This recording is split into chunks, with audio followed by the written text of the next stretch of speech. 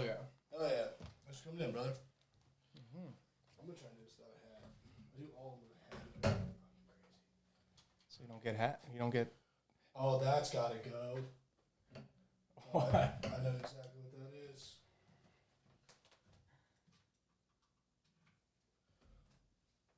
Was that going on in your headphones? The buzzing? No. Just hear some reverb. I wonder why it was only mine. Okay, now we're good. Cool. Nice. Check. Yeah, brother, what did I just say? You're episode 19, Mm-hmm. guest 16. Got 16. Yeah, I'm a fan of the repeat guest though, because the second time is just a blast. Cheers, man. Cheers. Thanks for coming in. Of course. Thanks for having me. Have you been looking forward to it? I've been looking forward to it. Been kind of nervous. Yeah, why? I don't know. When I told before Bro was packing last night, I was like, guess who's coming on? And we did the guessing game, and I was like, and finally we got to know, and she was like, oh, good. Nice. Yeah, she was pumped for you to come in. What's up, Brett? Dude, I'd like to start off. I've been excited for you to come in. You are hands down, like, the Jote Show, like, jack of all trades. Mm-hmm. You are, like, the epitome of that. Like, your intelligence, your wit, like, your comedic flair, comedic style, everything, like, from you being good at ping pong to skateboarding to moonwalking to every video game, lacrosse, now you're good at ice skating, you can snowboard. I feel like everything you pick up, you're just, like, there with it. Yeah. And you can juggle. Yeah. Didn't you learn that from SLU, though? Yeah, that's kind of built in. That's a cheap trade. Do you, like, go out of your way, like, moonwalking, did you pick up in, like, a minute, or did you spend, like, hours trying to moonwalk? I feel like I picked it up quick. Well, most of the stuff is just I had time in my childhood to not do shit. Like, I'm a whiz at Guitar Hero. That's because I spent... Yep, there you go. That's because I spent hours on hours in my basement just playing Guitar Hero. And, like, skateboarding, I just had time. So whenever I wasn't doing anything, I just skateboarded. Ping pong, like, just had time. Like, whenever there's a ping pong table around, I played it, like, in Peter's garage. So are these all things that, like, just over the course of time stacked upon each other? Or did you go through, like 1 year was just, like, a ping pong phase, and 1 year was a skateboarding phase? Skateboarding, that phase was years. That was years. We used to go to the skate park when I went to visit my grandparents. And I'd be bombing ramps and doing grabs off of No kickers. way. It was kind of fun. So you can skateboard. Well, I used to be able to. Damn, I didn't know that. I knew you could kid flip. I could kick flip once in every 10 tries, but still counts, right? Hell yeah. But in terms of it stacking up, yeah, it's just, I mean, there's no plan to it. Like, I'll just happen to be, like, I got Guitar Hero, just played Guitar Hero for a year, got tired of it. Ping pong, like, whenever we're at Peter's, there was a stint up in his garage where you played ping pong just day after day. Yeah, it just kind of happens. And then I just retain these skills. There's been so many times where we do shit and you're good at it. And we're like, oh, fucking course he is. Like when Jim sent us a video of you ice skating, I was like, yeah. Why wouldn't he have been? Yeah, I don't know. I just have a thing for mechanics. Well, that's a good way of putting it. Your aptitude. I understand the mechanics of things. I apply them, and it works out sometimes. Yeah. I have a question for that. We're kind of just getting right into it. People don't know. This is Noah Hewlett, good friend of mine, one of my best friends. We've known each other a long time now. I guess we knew each other in high school. Yeah, we did. Yeah. At Hunter's house. Tell people a little about yourself. CPA, getting into M&A. CPA, yeah, I got a CPA, majored in accounting at Mizzou. Woo! Did audit for a while. Now I'm moving into the mergers and acquisitions space. Month in now. It's going well. And you're with who? Brown and Grubin? Not Brown and Grubin. Ruben Brown. Brown and Grubin's the lawyer. That's the lawyer. Law firm. Yeah. For the St. Louis people, main Brown and Grubin guy is a juggalo. Just so you know. He's been pictured with a juggalo shirt on. Dude's the head of a law firm. Is he really? Mm-hmm. Who? What? Mr. Krupin. Yeah. Get the fuck out. Yeah, I saw... Is it CR or GR? I think it's CR. Croupen, yeah. Croupen. Type in Mr. Croupen Juggalo. Terry Croupen. Terry Croupen Juggalo. That is so funny. Legendary. Shut up. Terry Croupen Juggalo. That's fucking funny. Juggalo. Oh my God. Come on, where is it? No, that's not it. Where's the shirt? Is that who we're looking for? Yeah, that's the guy. The legend. That's fucking gold. I gotta see this. Mr. St. Louis. Yeah, his I guess I probably shouldn't say that. Whatever. No slander. How did we just get on talking about this? Oh yeah. Sorry. You went for I Ruben don't Brown. work at Croupen. Keep going. Yeah, I mean that's kind of it. Like, had to get out of audit, so I got out of audit. Just transferred service lines in the same company. Now I do M&A stuff. Back when you were becoming a CPA, back at school. Mm-hmm. So the thing about Mizzou accounting is that, well, master's in accounting is usually an extra 2 years. 1. Well, then what was the deal with Mizzou and knocking out in 5? I thought typically it was an extra 2, but you could do it an extra 1 through Mizzou. No, you do. Well, Mizzou has the 5-year program, but if you go to a school that doesn't have a 5-year program, you do an undergrad for 4 years, and then you apply to a grad school for your 5th year. And then after your 5th year, you get your master's. So for Mizzou, it was just junior year started, and then 3 years after that was all accounting, and then you graduate with your master's. So Mizzou's program just allowed me to not have to apply to grad school, which was super nice. I see. Super nice. Because that's, for all the other kids that had to do that, that shit looks stressful. Yeah, it looks terrible. And Mizzou let us study for the CPA while we were in school, so I got 2 tests out of the way. Is that unusual? Yes. Yeah, usually people are studying during work, which is terrible. Oh. Yeah, big fuck that. Yeah, I did that for a month and a half because I failed one of the tests, so I had to retake one while I was working. And so that was like I'd work from whatever, 8:30 to 5, and then I'd study from 6 to 9 or 6 to 10. Dude, I remember that. And that went on for like a month and a half. I couldn't believe that when you guys were doing that. It was horrible. It was terrible. It was so bad. Like, it sucked. Every second sucked. You have, 5 tests? 4 tests. It took me 11 months straight to pass it. It was terrible. Are these all, like, an aggregate test just to get the CPA? Or are you doing, like, CFP stuff where you take, like, a Series 6, a Series 66? Or you're doing, like, accounting-specific exams? Yeah, it's all the same. So one's in, like, tax accounting. One is in financial accounting. So you're spending, like, a month and a half of just tax stuff? Yeah. Oh. Yeah, and it sucked. Yeah, I failed the first time. I think I got a 67 on that test. You need a 75 to pass. So. Isn't it, like, a really big deal, though, for someone to pass all 4 of them in their first go? Yeah. It is a big deal because it's so hard.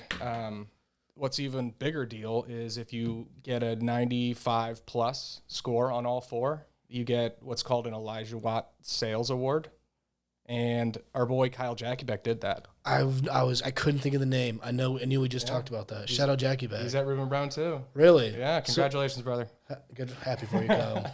What does that all entail? What do you mean? Just like the award? Does that like? Obviously we can't speak for Kyle, but like if you were to get that, does that like immediately entail you to like a bigger starting salary, or is it like another thing after your name or anything? No. Pride. Pretty much. Just you tried too hard. I'm sure there's got to be some like incentive for some firms or some shit like that. You might get like a bonus. Yeah. You wouldn't get like a higher starting salary because that's just not how it works. But what's something going through all that, whether it was studying for it or back at school, that you wish you would have known? I don't know. Well, so I'll just tell you how I got through it was basically I saw it as something I had to do. Okay. So I saw it as like... You saw getting the master's in accounting as something you had to do. Yeah. And passing the CPA, I saw that as something I had to do. And that doesn't happen very often. There's not much in my life where I'm like, I have to do this. Mm-hmm. So and that's the only time I've had that real mindset of like, I'm not quitting, because like I knew that that's what I had to do in a way. Like that was the path of most resistance. So I can like reap the benefits on the backside. That's a strong move that young. Dude, it sucked. This is an 18-year-old. You're fuck all that. Least resistance all the way. No, it was terrible. And it's kind of a fluke though. Like I shouldn't be an accountant because, and I don't know if I've told you this story, but when we were at Mizzou, so you apply for the accounting school halfway through your sophomore year. I remember that, yeah. So you need, like, it changes based on what the class average is, but typically it's like a 3.5 GPA you need in order to get into the accounting school. The applicant class? Yeah. So there's a cutoff, and it changes every year, but usually it's around 3.5. And I had like a 3.42, 3.4 after freshman year, halfway through sophomore year. So I was like, fuck that. I'll just do finance. Mm-hmm. And then for whatever reason, the accounting school, first time I've heard of it, I don't know how often this happens, but they reopened the application process after the sophomore year. So my mom was like, you should do this. Like, it's a great idea. Dylan's doing it. I was like, I don't really want to do that. Like, sounds like a lot of work. So no, I'm not going to do it. Plus, I think I had like a 3, 4, 5 at that point. So I was like, I'm not even going to try and just get blasted. And then mom was like, you should do it. Just do it. Just do it. If they say no, they say no. I'm like, all right, fine. So I applied, got in, and I called my mom. I was like, I got into the accounting school. And she was like, what? Even she wasn't expecting it. She was like, okay, like, great job. I was like, you didn't think? I was like, you didn't think I was going to get in? That's how the spoke call was going to go, Mom. So, yeah, I really shouldn't even be where I am. That's crazy. Yeah. Talk about the butterfly effect. Right? But who knows? Who knows? Because, I mean, even after that, audit kind of sucked for a little bit. So would I be? I don't know. It's weird to think about what would happen if I didn't get in. Because you'd have been a finance major like me. Yeah. What do you think you would have done?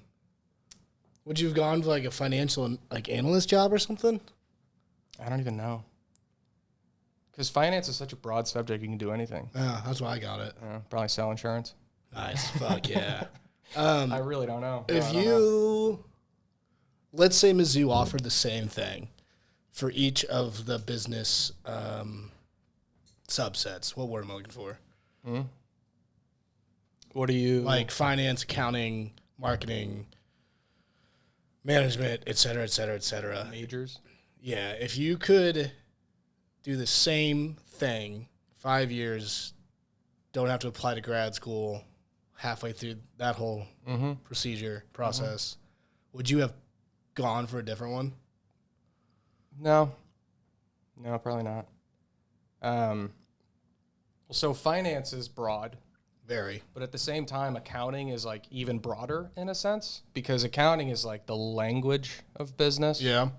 So, and like even an audit, it's not... That's a good way of putting it. It's not industry specific, but like we know, I guess, how money flows. Like we're just accounting for money. So we know where money goes, what it's used for. I have an incredible knowledge of financial statements, balance sheets and income statements. Like that, I'm dealing with income statements every day of my life. Like analysis, different accounts. This is boring as shit, but so like all that. But it's also invaluable. It's incredible. I mean, it's incredible. Like the stuff I know is crazy.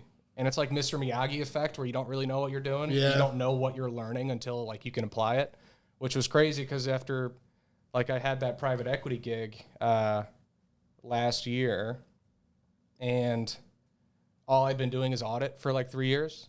And then an opportunity showed up where I could go work as like an outsourced accounting role at this private equity company, which is basically work for the private equity company. And all I was doing, they called me the deal quarterback. So whenever they had a company they wanted to buy, they would give me the financial statements and all the financial data of that company. I would throw it into an Excel, mess with it, scrub the data, do all that stuff, and then generate like follow-up questions to give us a better idea of the business just based off the numbers. And doing that, like I realized how much I actually knew about what I was doing just through head down looking at financial statements every single day of my entire life, or of my entire professional career so far. When you were thrown into a completely new role. Yeah. Huh. So that's wild. The transferability of the knowledge I have is pretty intense. That's what there's people younger than us, and I remember like asking their parents, brothers, sisters, blah, blah, blah, this, that. And they're always saying, you should get your CPA because those letters behind your name, like it doesn't matter what the environment is or like what we're going through, that CPA will always get you a job because of exactly that. Like the acumen that you have of just business language is a great way of putting it. Like can get you so far and you can understand so much with it. Yeah.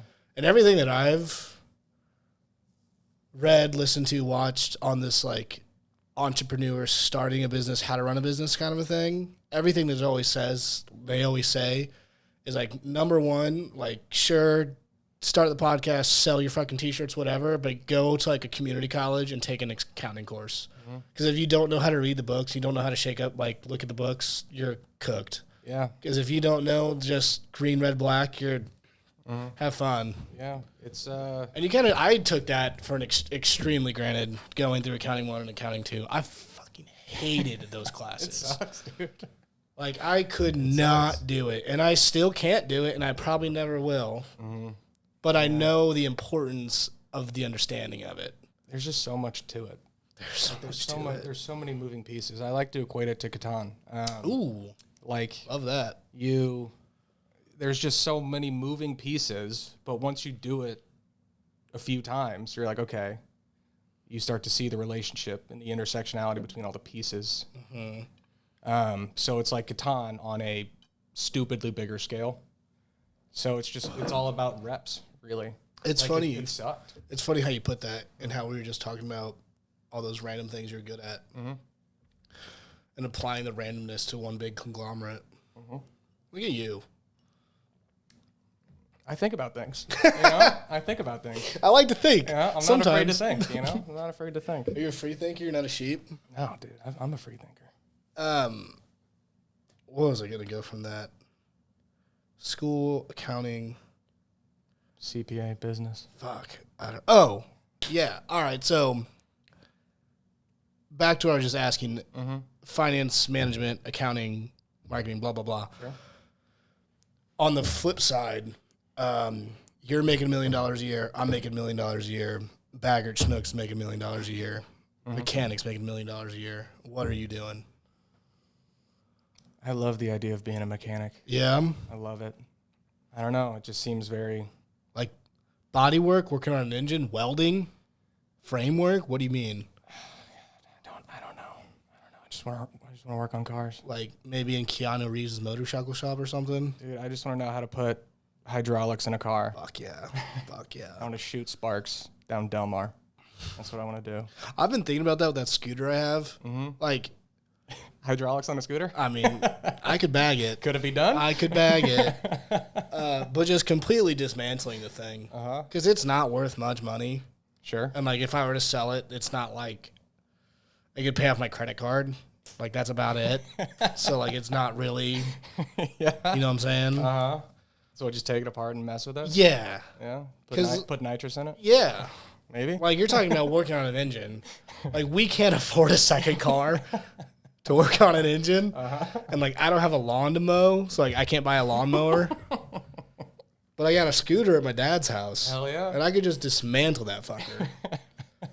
And, like, yeah, if I find an airbag on eBay for $100, I don't know. Could be sick. Mechanics. You think, dude, I think, did you ever take those tests? I don't remember what they were called. It's not like and maybe it's a psychology test, but it's some sort of like, I took one like junior, senior year of high school, and I took another one in college. You had to pay like $100 or $200 to do it.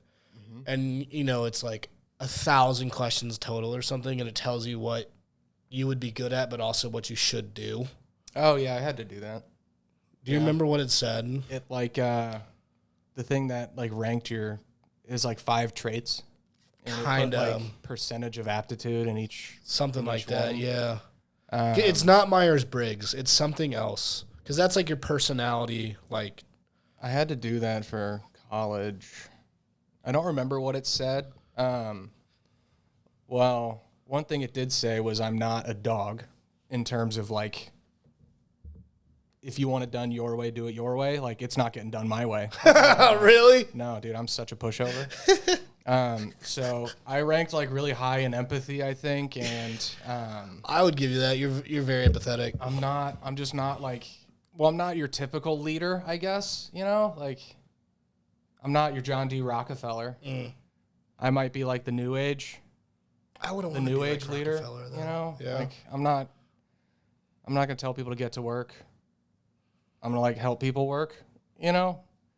I'm not the guy. I'm not the big shot caller, but I can be empathetic.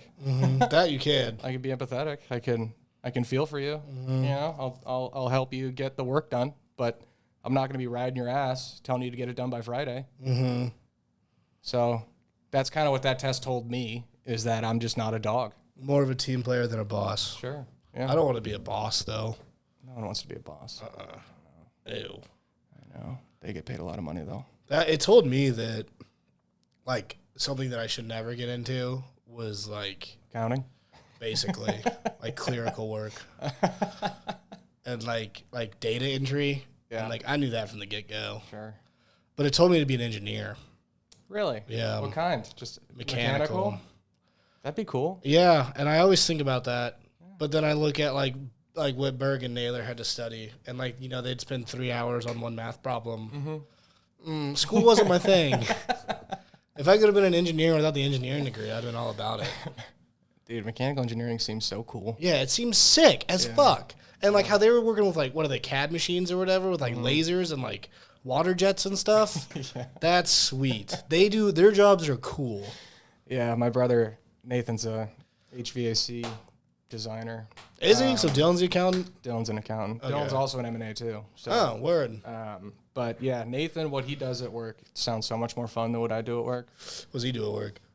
He'll do Same shit as, like, Berg and Naylor? pretty much. I think they're both on the sales side now. Nathan is. I think so. Nathan's still in the nitty gritty, like designing designs for warehouses for their HVAC systems. I'm assuming, like, commercial industrial type shit. Yeah, he does like big warehouses, like hundreds of thousands of square foot warehouses. He's designing airflow. So he's doing fat projects. He does a lot for hospitals too. So he'll go in, he'll get the lay of the land, and then he'll go back and design systems that fit the space. I have no clue. I don't know what he does, but like he'll do stress tests on certain fabrics where it's basically you just put enough pressure on something until it explodes. Nice. Fuck yeah. That sounds so cool. Yeah, that stuff's cool. Yeah, I'm not doing any of that in my job. I just get to learn how much people rent out their apartments for. Dude, I'm just putting formulas in an Excel spreadsheet. All right, we're just we're just not the same. No. We're just not doing the same stuff. And then my cousin is an aerospace engineer, What the hell? which is sick. Yeah, Jake. Oh, no way. Yeah. For who? I don't know. He's in Tulsa.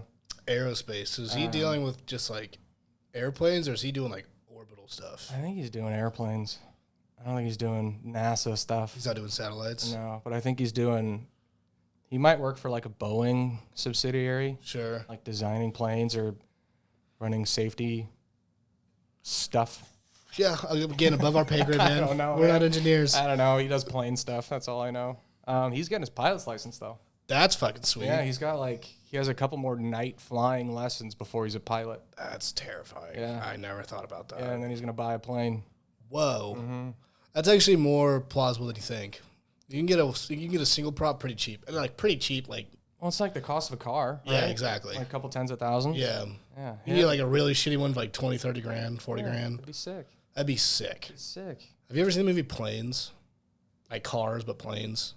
No. It's the same universe. Like, it's... Really? Yeah. No, you haven't I've seen not seen Planes? that. Bro, you should check it out. It's really good. Disney, I'm assuming.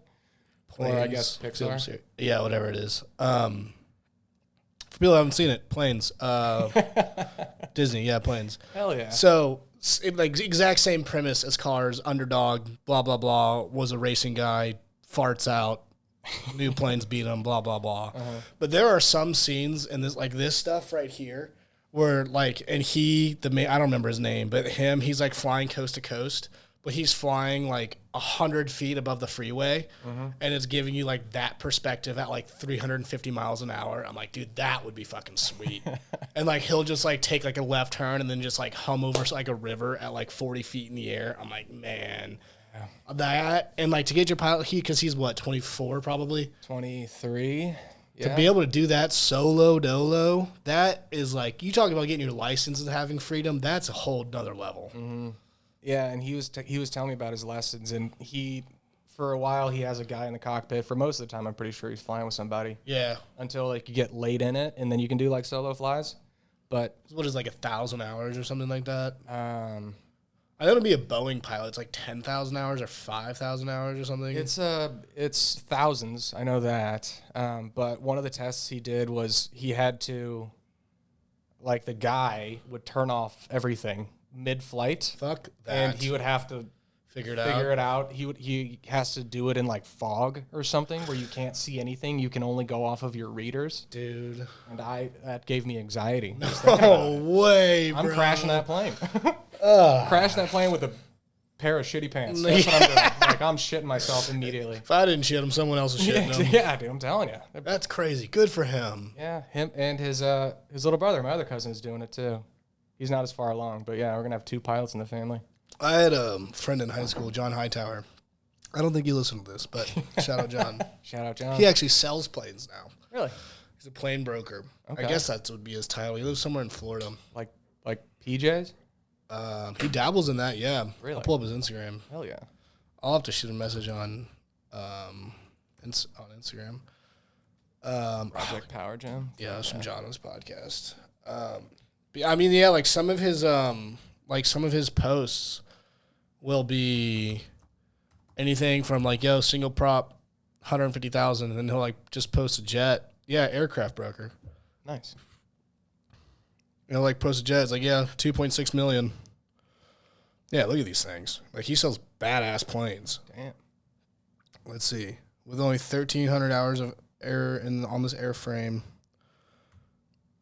Sold 2006 Piper Meridian. Remaining inventory, there you go, 640K, 520, 620, 615, 619, 1.4, 1.2. Looking for, like, these are badass planes. Yeah, these Cessnas. Apparently that's like the tits if you're going small. I think that's what Jake's looking at. So this is a 2000. I don't know. I doubt anyone on here is into planes. Maybe. 2013 Cessna TTX, 97 and a half hours. Oh, what the fuck? 2 different hours. Okay, whatever. It's got new turbos, intercoolers, new interior in 2023, asking $645,000. Whatever. Super sick. This kid, he was a year older than me at CBC. He'll never be able to correct me if I'm wrong. Maybe one day he will. He got his pilot's license like senior year of high school. Damn. Yeah. And it was like, because I remember, his senior year, my junior year, we had like, did you guys have like a month of like junior year, senior year, we had to do like X amount of service? Yeah. That was our senior year. Mm-hmm. And so for him, it was during lacrosse playoffs, and you don't have school. You just go and do your service for like whatever, 2 or 3 hours a day. Mm-hmm. And then in the other 2 or 3 hours, he would go and do his flight training, and then he would come to lacrosse practice. Oh, that's sweet. And I was like, that's fucking badass, dude. Cool way to spend your time. Yeah. At 18, that's crazy. Yeah, that's nuts. Does his family have pilots? I don't know. Or what? One day was like, I want to fly a plane. He's got to have some. I don't know. I don't know him that well. He's a defender. He was a depot with me. I bet he makes a lot of money. He lives in Florida, and it seems like he does cool shit. The commission on a $1.2 million plane? Yeah, that's what let's find out. Can we? Typical plane commission. Airplane sale commission. Yeah. 1 to 10, motherfucker. Okay, I'd go with like 4 or 5 then. Yeah. 10's a lot. Sure. I don't have So what did we just say? 620. Yeah, I don't have my Excel spreadsheet in front of me. This is all extreme guessing. It says 1 to 10%. That's a That's a big range. What did we say? 625 or 645? Yeah. Let's just do 650 times 0.04. 26,000 on that one plane. I don't know how often he sells planes. I don't know how many people are buying planes. I mean, that's... Talk about a network to be in, though. Fucking hell. You do 3 of those sales a year. Yeah, that's it. That's all you need. And if if all you want to do is fly planes, goddamn. Yeah. Back to yours. Go ahead. I was gonna say, like, that's something. Like, if he woke up one day and was like, "I'm gonna fly a plane," and he did it. I've never had that feeling. Like, as a kid, when people are like, "I want to be an astronaut," all this shit, I never knew. There was nothing that I wanted to set my sight on and do so hard. Mine was cars. Back to what you're saying. I always wanted to be something with cars. But I've never worked on a car. I did stuff to my truck. I did a shitty paint job. That was a shitty paint Yeah. job. I installed subwoofers. I put in a light bar. Like, I never touched the engine. Fuck me. Whatever. Does Joe work on cars? Or does he just admire them? Both. He did about the same stuff that I did in mine. He never did. I was like a whiz with like electrical shit. Mm-hmm. I installed subs in like a bunch of people's cars. Nice. Actually, the wheels that were on the big truck, no shop would put them on because they rubbed too much. Mm-hmm. So I put them on with a jack and not an Allen wrench, whatever it's called, a tire wrench in my mom's driveway. The people at the dealership were like, "Don't do this." Yeah, like, yeah, right, cool. Sounds good. they're like, "This is way too close." And then I sawed off my fender. I went up into the wheel well and sawed off the fender so it wouldn't rub, and it still rubbed. I miss that truck. Does Joe do stuff to his car? He did some stuff. He mostly did cosmetic stuff to his old car. He just got a new truck. He hasn't done it. He tinted his windows. He hasn't done anything to it yet. He wants to, but again, it's the money thing. Like getting into cars is really expensive. That's a lot of money. And if it's your own car, like your daily car, you can't do too much because then like once you start getting like performance mods, then it becomes like super unreliable. Yeah. And if you don't know how to fix it, then your car's in the shop for days, weeks sometimes. And that's a whole nother fiasco. Yeah. It seems like a lot of trial and error. A lot of expensive. Like you buy a ton of stuff for a lot of money. You mess up, you're out all that money and probably a car. Yeah. So, like if you like hydraulics, if you were to go and buy a car, let alone buying the car. Step 1. Step 4 and 5. Buying the hydraulics and installing the hydraulics is like another $10,000. Yeah. And if you're going to do it on your own, it'll save you a couple grand, but that's like 100 hours of your time. And it's a car you're driving, and like, let's say you overinflate the airbag or you don't tighten the airbag right, it could explode. Yeah. Also, what am I going to do in my driveway? Roll it over and work on the bottom? Like, I don't have a lifter of a car. I fucking wish, man. Whatever.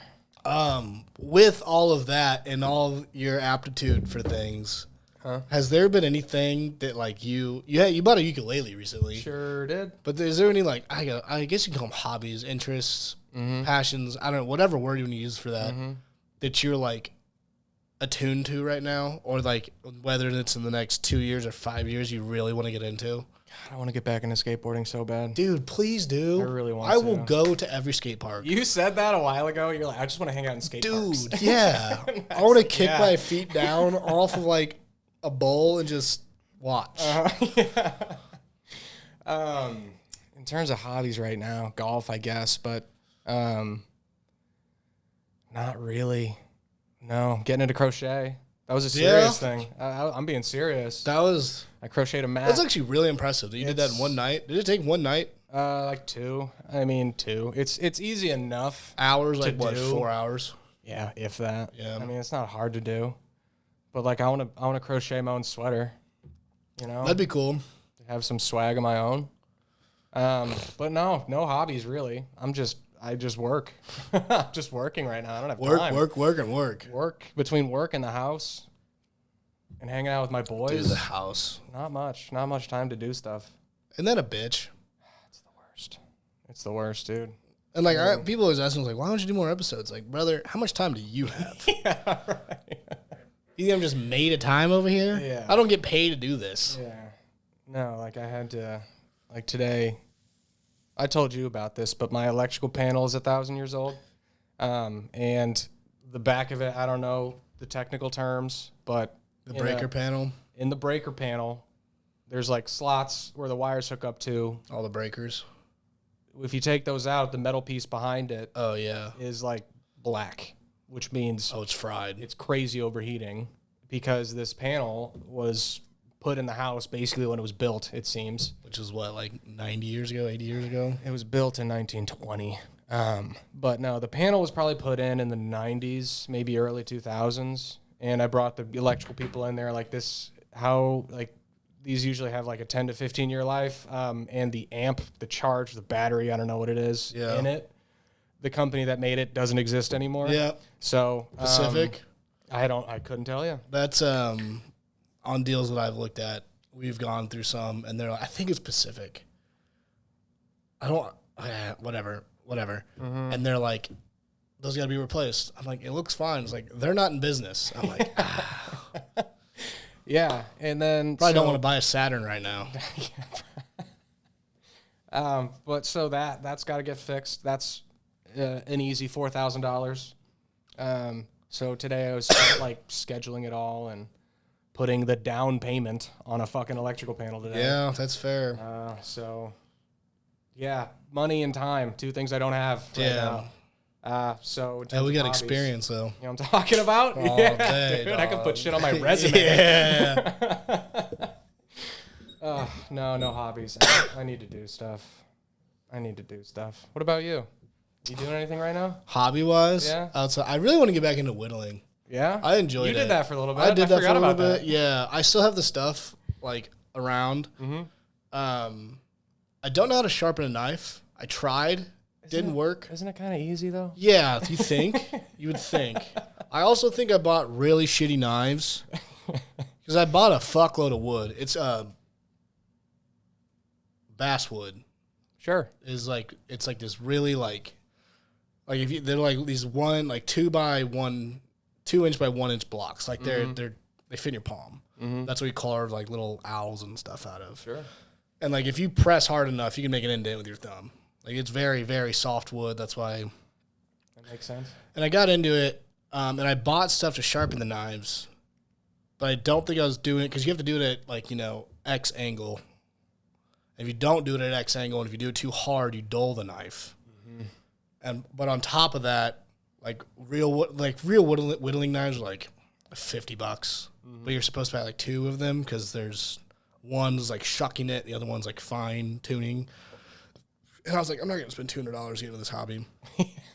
So I spent like $30 at Hobby Lobby. I don't know, just a starter kit? Yeah, so I think I bought like the shittiest knives, and on top of them being shitty, I don't think they can be sharpened. Cool. But I really want to get back into it because the mechanic thing, I really like Legos. I love doing shit with my hands. Oh, yeah. And yeah, exactly. And I got this little Darth Vader and the little dinosaur over there. That dinosaur's 3-in-1. You can build 3 things out of him. Sick. Yeah, it's sick, dude. And whittling was like super soothing. Just you would sit there for like an hour just fucking hucking this wood. Well, that's what crochet was for me. Yeah. It's just like, it's a meaningless task, mundane. It just keeps you locked in. But then you have a finished product, a finished usable product. Yeah, dude. And one of the guys that I followed on Instagram, I actually went out of my way to put it in my TikTok algorithm for whittling stuff. But there was one guy I followed on Instagram, or maybe it was YouTube, whatever. But his whole thing was like, yeah, I do it for fun and it's awesome, but I always keep just like basswood or like finished they weren't owls, but they were like gnomes or something that he came up with like in his jacket pockets.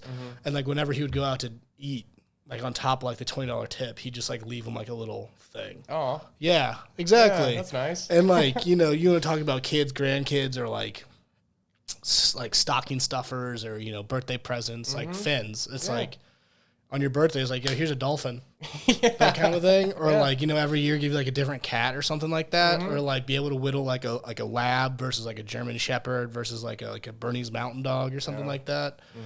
Or like Brit's super into elephants, so like every year on her birthday, give her like a different elephant or something. What? She's into elephants? Yeah, she fucking loves elephants. Why? I don't know, dude. They're not cute. I don't know. She loves Are elephants. they cute? I don't know. Are they cute? Yeah, we've got a lot of elephants around the house. You ever noticed that? No. I don't think I've seen one elephant around this house. There's an elephant in the basement that's like, I don't know, probably big? like 2.5 feet tall. Like What? a 1.5 feet wide. Yeah. Where? Like next to the TV.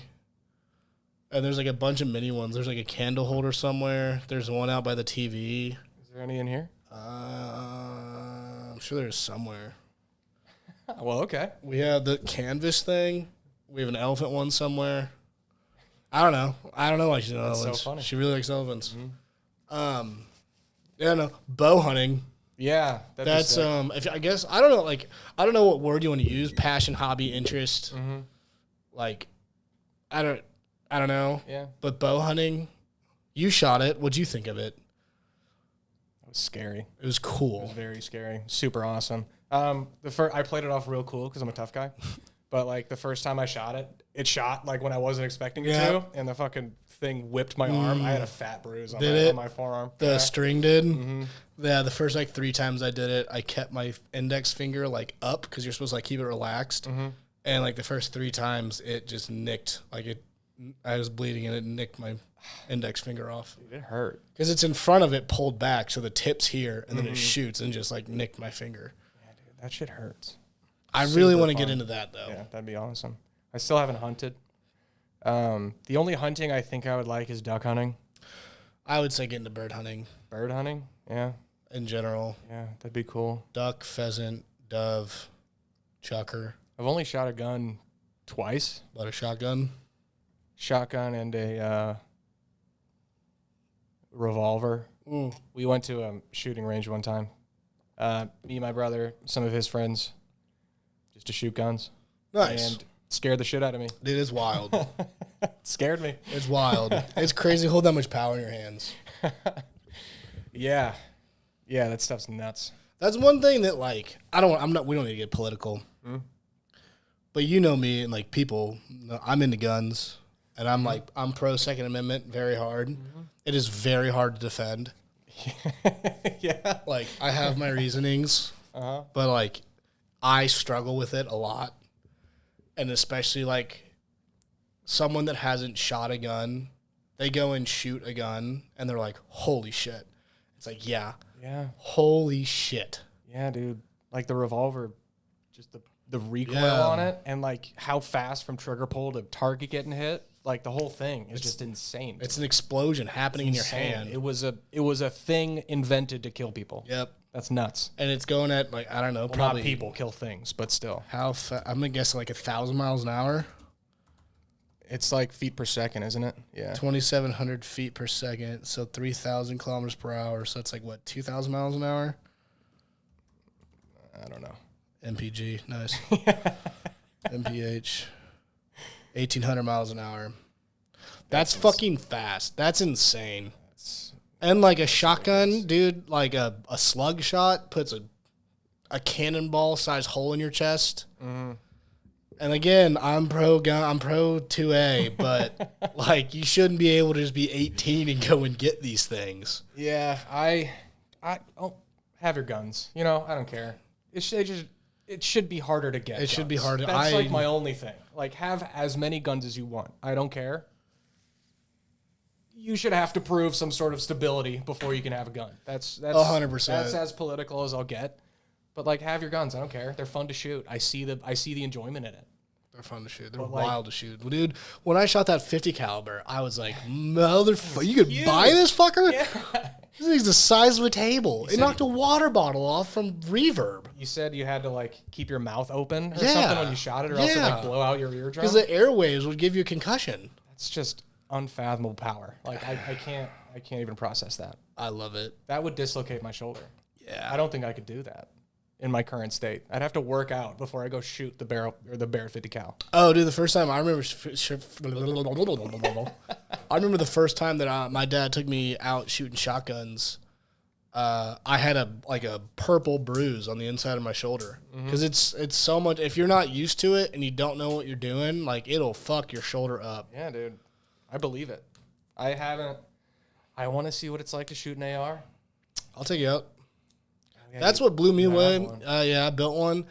And so the part, an AR is like 100 pieces, whatever it is. Okay. It's 100 pieces. And there's one part of it, AR-15 lower receiver. There's one, like, so when you go and get a gun, the part that's registered is the receiver. Okay. And when it's all taken apart, this is a receiver. So are you seeing what it's looking like? Yeah. So the mag goes there, trigger's here, butt's here, barrel goes down. It's like the center part of the gun. Yeah. Everything's built And off it. this has the serial number on it. Okay. And so you can buy the rest of the gun off of, not Amazon, but like any old website and get it shipped straight to your house, except for this part. This one part has to be registered through a gun dealer, and that's what you have to get the background check and everything for. But when I went and to get an AR, you have to be 21. But when I went and did that, and the speed of obviously I don't have any felonies or anything, but the speed of which that I acquired that, and then there was a fully capable AR in my hands, I was like, whoa, man. This is nuts. Yeah, it's insane. It really is insane how quick and easy. I'll take you out to shoot it sometime. I'd love that. But that's like, okay, we'll get into other stuff. That's my thing with like the whole gun argument is like people argue about guns before they ever shoot one. And like most of the things gun safety. It's like if you go and shoot a gun, if you're like taking a gun lesson for an hour, like 45 minutes of it is gun safety. And like if you ever shoot a gun, like as soon as you pick it up, it's like I probably shouldn't point this at anybody. Yeah, it's like kind of common sense, in a way. Like, right? Like don't hold the trigger. Yeah, when you're not aiming down sight. It's like the guy tells you, don't put your trigger and put your finger on the trigger until you're ready to shoot. It's like, oh, that. Like, duh. Well, that makes sense. Oh, don't point at anything you don't want to shoot. You know, I didn't think about that. Well, I mean, you've seen the videos of people in the gun ranges who are just like, yeah, like people have no idea. And like, I don't blame them because if no one's there to teach you. At the same time, it's a fucking gun. You know what a gun is. It's a gun. It's a gun. Oh my God. It is very hard for me to defend because exactly that. There are very stupid people out there and all the other things, whatever. Anyway. I've been wanting to hear about Shane Gillis. Oh, yeah? Dude, I haven't really been able to ask you all the entirety of it. It was the funniest. All right, so to preface, you saw him January, about a month ago. 14th, yeah. Have you seen both of his previous specials, the one on YouTube, the one on whatever? Yeah. Netflix. Was it brand new material? Yeah, so. Whoa. Well, it always is, and that tour is probably going to be on Netflix in like a year. That's so what I whenever figured. he's done, they're going to edit it. They're going to film it at some location. They're going to put it on Netflix. The two comedians I've seen live, both of them were prequels to a special that was released. They were prequels. Like, oh yeah. You know, I don't. You know what I'm saying? Yeah. So this was all brand new shit. All brand new. Man, it was so funny. It was the hardest I've ever laughed. You saw him at the factory? At the factory in Chesterfield. Yeah, it was. I mean, it was just ungodly funny. Ellie thought he was hilarious too. So offensive, just doesn't care. Hell yeah. But in like a tasteful way, you know, like he'll say something racist, but like he's such a big dumb goof that everyone's like, you know, like there's nothing malicious to that. He's just an idiot. Yeah. But he started out. He started out by saying, he's like, yeah, it's good to be in St. Louis. He's like, I've only been to St. Louis one other time and I hated it. But did he say why or when? Well, he just goes, and I guess, but I like it this time, and that's because we're out in Chesterfield. He's like, so this is where all you guys are hiding out. Just made some Chesterfield That's jokes. That's fucking hilarious. Just a bunch of. You made a West County joke? Yeah. Like, this is where you're all hiding. That's self-aware. That's so funny. It was so funny. So it was the hardest you think. I think it's all subjective. I think he is just the most with it right now. He is. Yeah, he's definitely at the top of the comedian game, I think. Like, we saw Bert together. I saw Tom Segura. I'm seeing Nate Bargatze. I've seen Chris D'Elia. I went to the Comedy Cellar in New York. Damn, you've seen a whole run. I saw some people that are known. I forget their names, but. Oh, So like I've seen a lot of comedy, and like even the big like Bert and Tom Segura, big boy. He was by far funnier, like way funnier than Bert, way funnier than Tom. And that's not to say Tom and Bert weren't funny, but like he was just so funny. I can't even do any of his jokes just to. I don't want you to. But wow. That's one thing. I think it obviously comes with experience. Because at the Bert and Tom level, and I saw Sebastian Maniscalco, hilarious. Love him. I think it's good for like TikToks and Instagrams. Yeah. But I saw Matt Rife. That's where I was going with this. I saw him too. And he was at the Fox. And I feel like crowd work should be like 100-person room.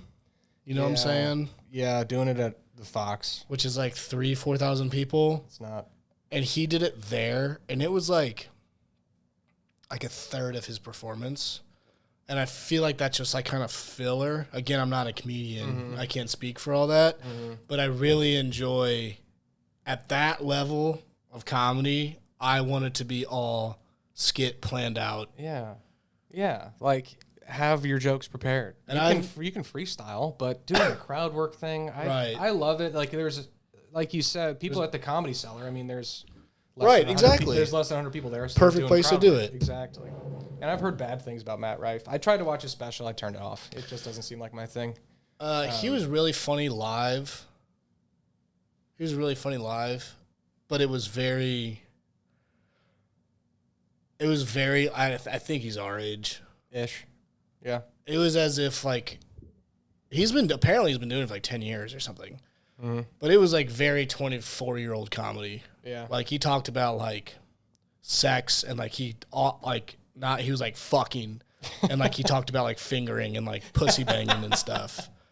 Yeah. And it just got to a point where it was like, oh, okay, man, like let's bring it back a second. He seems like he thrives on the edginess. It seems like that's his whole thing. He was funny, but I was talking to someone who saw him. I don't need to see him again. I would see Bert in a heartbeat again. I'd see Sebastian in a heartbeat again. I'm sure you would see Shane in a heartbeat again. Yeah, I definitely would. But I heard someone, I don't remember who, saw him live, and they said he was just like fucked up, like drugs or alcohol or something. Really? Like the whole time, didn't do very well. All of his jokes were based on how attractive he was. Like him being aware of how attractive he is and him being aware of how rare it is for comedians to be so attractive. And they were like, it was a waste of money. Oh, damn, that's sad. Because he was, I guess, drunk and like messing up on deliveries. And then from what I saw, from the 10 minutes of his special that I saw, kind of checked out. Like he was making jokes that were racy, edgy, that should be funny. But the way he built it, and his delivery, and he was like laughing before he said the punchline kind of thing. Just like kind of unprofessional. Don't mean to just rip on Matt Rife. Sorry, Matt Rife, if you're watching. But it just doesn't seem like Shane Gillis was, and not even polished. Like Shane Gillis is a goofy, bumbly kind of guy, but he's got his route. He'll deviate from the path, but like that's his route. It's edgy for sure, but in like a funny, lovable way. Yeah. Matt Rife just seems like he's too aware of what he's saying and like not. I feel that. He's not, I don't know. Hard to say. I'm not a comedian. Yeah, we have no idea what we're talking about. I don't know if he's doing well or not. From previous experience. What was I going to say? What were you going to say? I don't know. I actually I don't have. A friend of mine is his manager. Really? Yep. What kind of friend? Close friend? Like Bogey's best friend. Oh. Friend of a friend? I know him. I could text him. Okay. Brandon Manzanelli. Nice. Is he just a comedian manager? Like he manages comedians? Or is he his guy? Is Matt Rife his claim to fame? I have no idea. Yeah, this guy. Oh, also soccer player. Yeah. I have no idea how it happened. I have no clue how it happened. Before, he was on my list of people to have on the podcast before he was Matt Rife's manager. And then just like out of nowhere, he's obviously he's not from here, but he's from here, St. Louis. Mm-hmm. I can't speak for him. But he moved to L.A. a while back. Yeah. The fact that he's wearing a Bass Pro hat, Yeah. just kind of like encapsulates. But that's what I'm saying. It was know? like 24-year-old comedy. Yeah, he is a walking Bass Pro hat. So when Matt Rife was at Fox, he called out Brandon on stage to like do like a merch promo. Okay. And he was like, "We got this shirt, we got this shirt, we got this shirt," and he was like, "Show them what else we got." And then Brandon had tearaway pants. Oh hell yeah! And he had like a whitey tidy of just Matt's face on the ass. Oh my god. Yeah. That's awesome. I don't know how this came to. I have Baseball no player? idea. Wait a second. Oh no, there's no way. Scroll up. He's not on the Brewers, is he? No. Okay, cool. He moved to LA a while ago. I don't know. I don't know. Then he somehow became A tour manager. Yeah, he like works his dick off though. He has been a grinder. Oh shit, that's Trevor Wallace. Yep. He's Nice. worked his dick off for a while.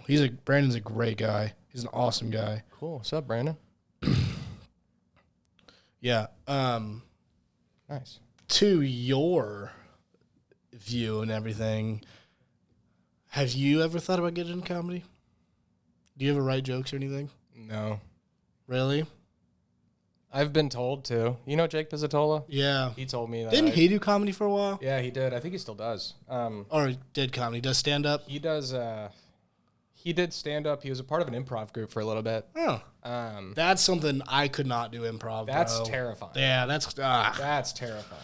That makes me shake. Thinking about being up there with nothing to say. But that's how you do it. Yeah. That's how those guys do it. No, I would never do that. I bet I could get a good tight 5. I bet I could build 5 to 10 minutes of some funny stuff. You think so? But at the same time, delivering it is a different thing. Yeah. I could write it. The story behind it. I could write jokes. Saying it is like a whole different thing. That's where the rubber meets the road. I don't know if I could do that. But writing for sure, I think I could. I think I could be a good writer. You've never thought about it? You've never tried? Like for the briefest of moments, I was like, I could maybe do this. And then I started to think logistically, and I was like, there's no fucking way. Like, there's no way I could do that. I could not do what Shane Gillis does. No. Not God, no. Not a chance. I've looked up like how to write a joke, and it like Premise and yeah. twist. And like when it breaks it down, I'm like, I hate this. Yeah. I hate this. Yeah, Which is so impressive that those guys do it. Yeah. Yeah. No. Like I told you, I was nervous about doing this. Like me going up and on a stage in front of hundreds of people, I'm just your buddy. just like basically dropping my pants and showing them myself.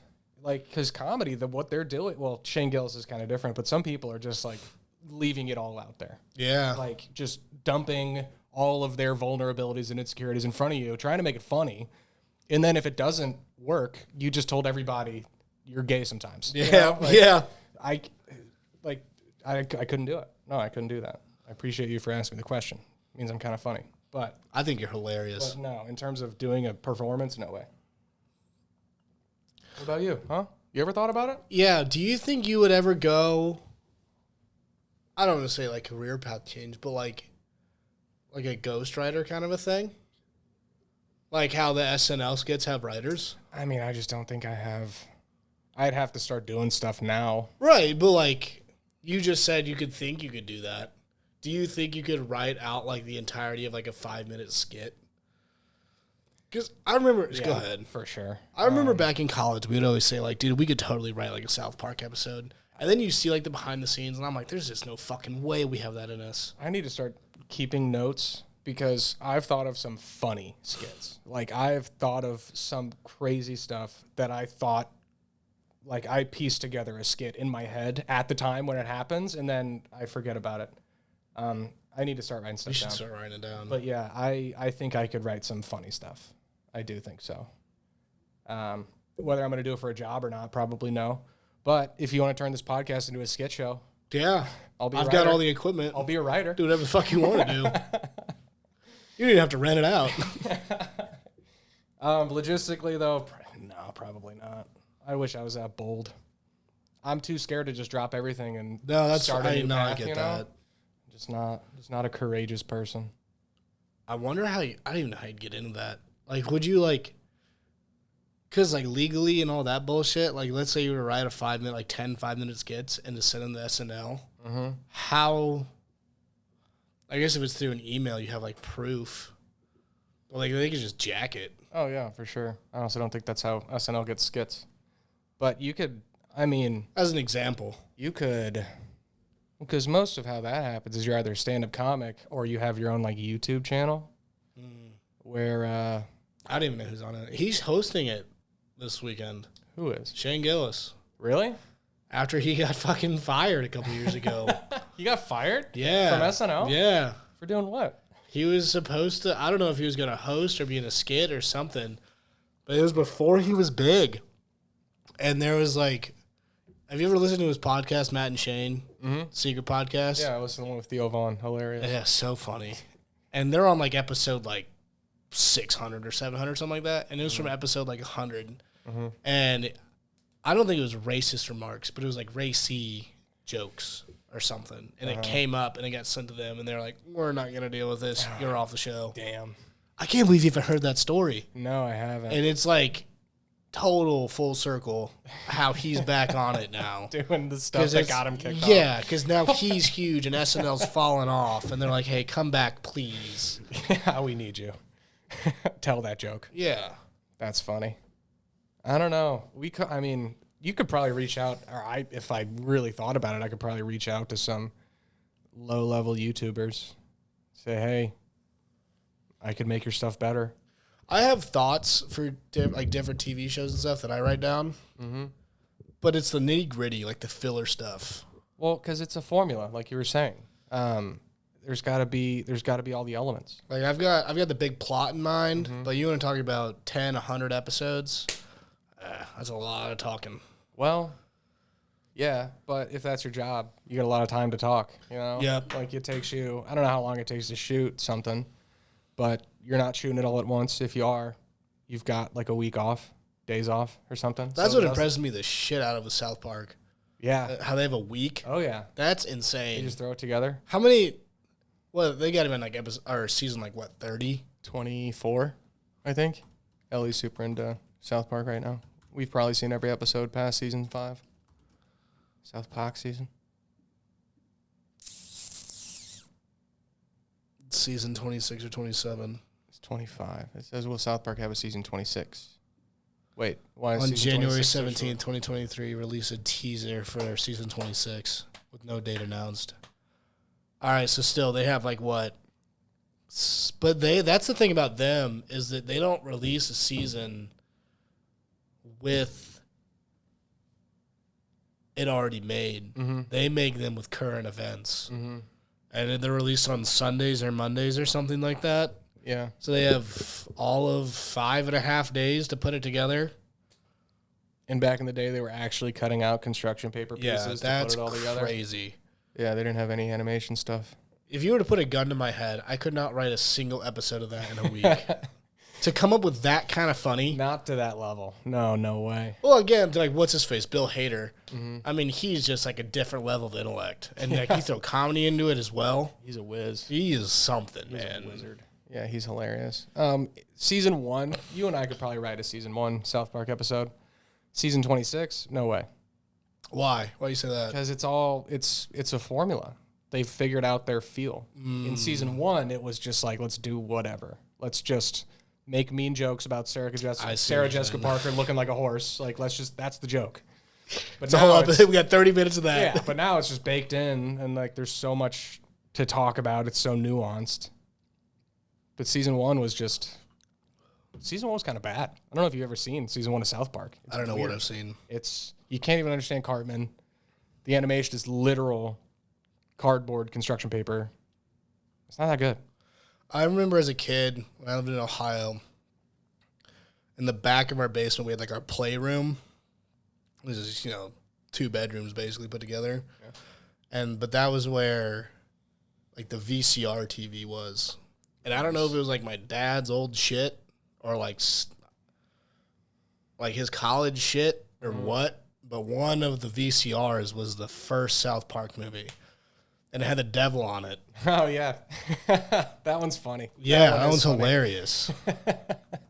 And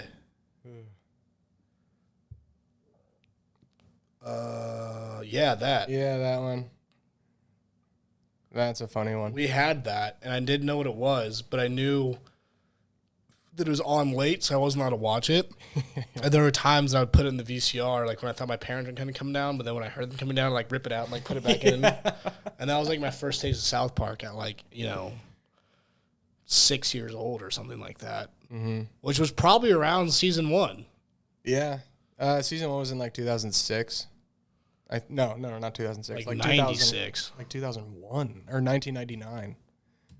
Early. Let's see what it started. Trey Parker. Yeah, that fucker. Dude, the behind the scenes is so funny. 26 seasons, 320 episodes. 92 and 95? Jesus Christ. Oh, wait, no. Those were the short films on how they got started. So. South Park itself. Oh, 1997. Since its debut on August 13, 1997. So I wonder when the movie came out. I don't know. They've come a long way, though. Jesus Christ. Yeah, that's wild. Yeah, they've been on for a long time. No, could not write an episode. You think you've seen most of them? Yeah. After season like 5 or 6. Really? Did you watch it live? No. No. For like a season I did back in like 15 or 16. But no, I've only watched on like HBO. But yeah, I've probably seen, because like I said, season 1 is like bad, kind of hard to watch. Kind of like season 1 of Family Guy. Have you ever seen that? Like the animation kind of sucks. Yeah. And like characters aren't hashed out. But once they hit their stride in like the single digit seasons, after that, I've seen most of those episodes. Remember how much money they made? I think it's $1 billion. I probably not that much. Like the entire production, not like in the pocket. Oh. That's gotta be. I mean, With the video games, the movies, merch. there was video games? Dude, there's like 5 video games. You haven't seen that? What do you do? You haven't seen the meme of the difficulty of the game and you change the color of your race? Oh, yeah. That's a real thing. I've seen that. Yeah, okay. Let's pull that up. Jamie. Will Camden played one of them. Of course he did. There's one guy that I thought, Will, it's you. Yeah, there's a ton. That's crazy. There are 10. What do you do? And the newest one was Oh my God, there's the so many. fractured butthole. What? Tri-finger butthole. That's fucking hilarious. It's got to be this one that you changed your race. Because Snow Day, this isn't out yet. Oh my God, that's from the fractured butthole. That is wild. That was like 90% of the base of my comedy in middle school was that fucking, how would you like to suck my balls, Mr. Garrison? That was a ringtone on my phone. What did you say? And the Harry Potter voiceover of it. Dude. That was prime YouTube right there. That's when YouTube, that was the peak. That was the peak of YouTube with like shoes like that. Yeah. Like that video. Shoes, my God. That What was the let's do the fork in the garbage disposal? Ding, ding, ding, ding, ding, ding, ding, ding. That was peak. Before channels were around. When it was just videos.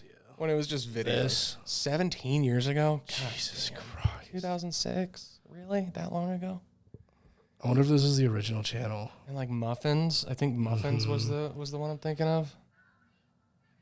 Happy birthday, twin. Oh my God. A computer. Skag. PlayStation. I can't believe we're watching this right now. Kelly, what are you gonna do with your life? I'm going to get what I want.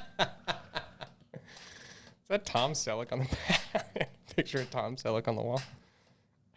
Well, dude, this is how fucking, like, whitest kids you know. Rest Yeah. in peace. Uh-huh. Like, and Tosh. And, let's get some shoes. God damn. they were all YouTube like phenoms, and then they came to rise with Comedy Central, which is awesome for YouTube now and those guys that want to get into comedy. Because like, dude, the Shane Gillis YouTube shorts that he does or like mini series are so fucking funny. So funny. The only one I saw was of him sleepwalking with a gun. The gun in his mouth. Dude, you gotta watch them all. They are so funny. Is that how he got his start? Gilly and Keeves. I don't know if that's how he got to start. I don't know that answer. 688 followers. Dude, they are hilarious. 728. There's one. ISIS Toyota's funny. Yeah, Trump speed dating. I've seen ISIS Toyota. And the Uncle Daycare is so fucking funny. They hold up a picture of like cheerleaders, and they're like middle school cheerleaders. Like, how old are they? Oh my god! And one guy's like, they're all beautiful angels. And they all like clap for him. He's like, and then the next guy's like, too young. You're like, good, right answer. Oh, no, that's terrible. And the lab, dude, they're so fucking funny. Sleep Cop, Lord. that's the one you saw. Yeah, you should go back and watch these. I'm gonna. His Trump is so funny. His Trump is amazing. He did a little bit of that in a stand-up. Really? Yeah, super funny. The last white football team is his bit about Alabama football in one of his specials. Where he's like, if we want everyone to get behind trannies, just give them a football team. Tell them how to run the power option, and we'll get behind them real quick. I think that shit's so good. That is funny. Yeah, I do need to poke through those. Something else I want to ask you about. So, I keep relating this. It's easy to relate it all back to with your aptitude for all these random skills. You know how to juggle because of SLU, right? Isn't that like a freshman class or something? Yeah, we had to take what's called Fine Arts Survey. We did, like, you had to do theater for a few weeks, choir, and then you could do, like, dance or something else. And so for the theater one, we had to juggle. Like, the class led up to us juggling for, like, 3 minutes, and then you had to do, like, 3 moves in your juggle routine. Like bounce it, change hands, or toss 2 up instead of 1, something like that. Exactly. So everyone who went to SLU knows how to juggle. Really? Everybody. So you still know how to juggle? For sure. Wow. Yeah. It's the most useless talent of all let's- time. Dude, that's something on my walk today. I was thinking about that. Like, I can't think of one party trick that I have. Like, throw up on command. Like, that's about it.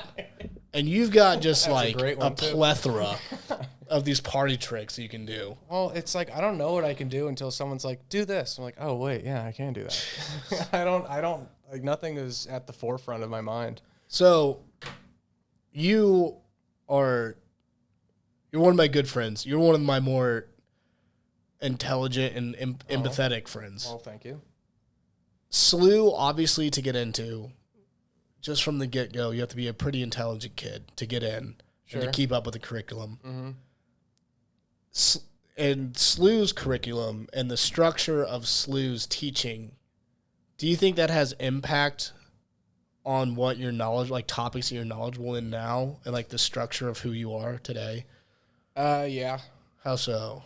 I would say SLU, their whole thing was, the biggest part of SLU was their English department. Like, a lot of people, I remember that. a lot of teachers they all had like their PhDs in something. So I feel like everyone I know from SLU, your vocab is just out the waz. yeah, I did terribly in high school English classes, but then the first writing class I had in college, I got an A in just because I knew how to write a paper. So go into that. I'm curious. Well, it's just you'll write, like, the best paper I ever wrote at SLU. Actually, that's not a good example. I got a good grade on that. But for the most part, I'd like to think of myself as a decent writer. But I would get B's, like, throughout just because they're so harsh about it. Because they're PhDs. Like, they're incredible at what they do. They know what they're looking for. So just like the standard or the bar you had to meet was really high. And if you didn't meet the bar, you're getting C's. So, and then knowing English, knowing how a sentence is formed definitely helps intellect because you know how, well, at least the appearance of intellect because Yeah. I know how to put a sentence together Yeah. to where it makes sense, it's eloquent, all that stuff. And that's kind of a good building block for other things. So I can explain something to you and it will sound smart because I know how to make it sound smart. I don't necessarily know what I'm saying, but because also in English class we had to give speeches and stuff like that. So I can present to you a paper and it'll sound smart.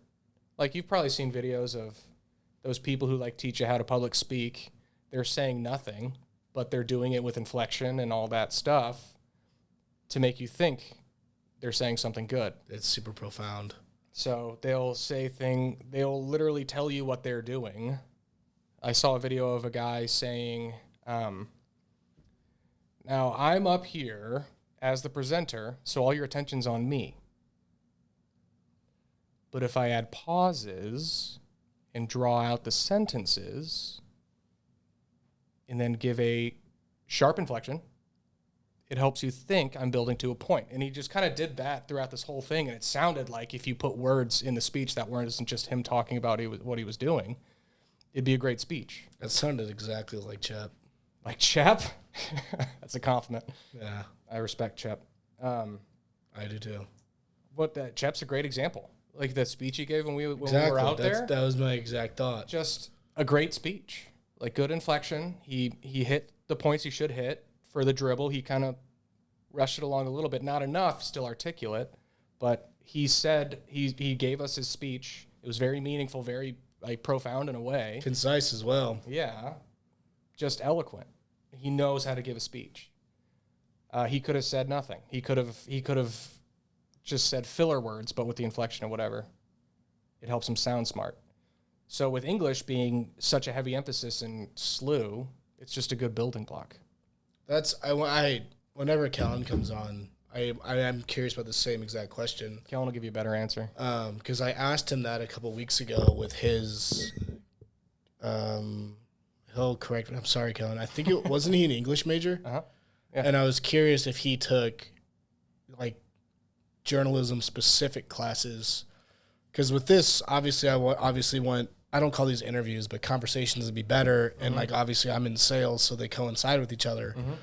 And how both you and Kellen and Peter, Piz, Henry, Hunter, everyone, like you guys never say, and you're very clear with how you get your thoughts across. And I've always been curious because I remember you guys were like, I remember the English thing being a big part of your schooling. And like, I need to learn more of that and like how to get points across and how to be more, I guess, curious, but also concise, and eloquent's a good way of putting it as well. And I just obviously didn't give a shit in high school at CBC. But I've always wondered how it was for you guys. Yeah, it was hard. The thing is huge. If you take out of your speeches, you're automatically. And like? Yeah. I say like a lot. And I say a lot. I'm actually saying a lot more now, and I hate it. Things like that, the filler things, it kind of takes away from your eloquence. Saying it disturbs the conversation. It kind of shocks you when you hear it, and you kind of lose track. So if you don't say when you're talking to people, it's automatically that much better.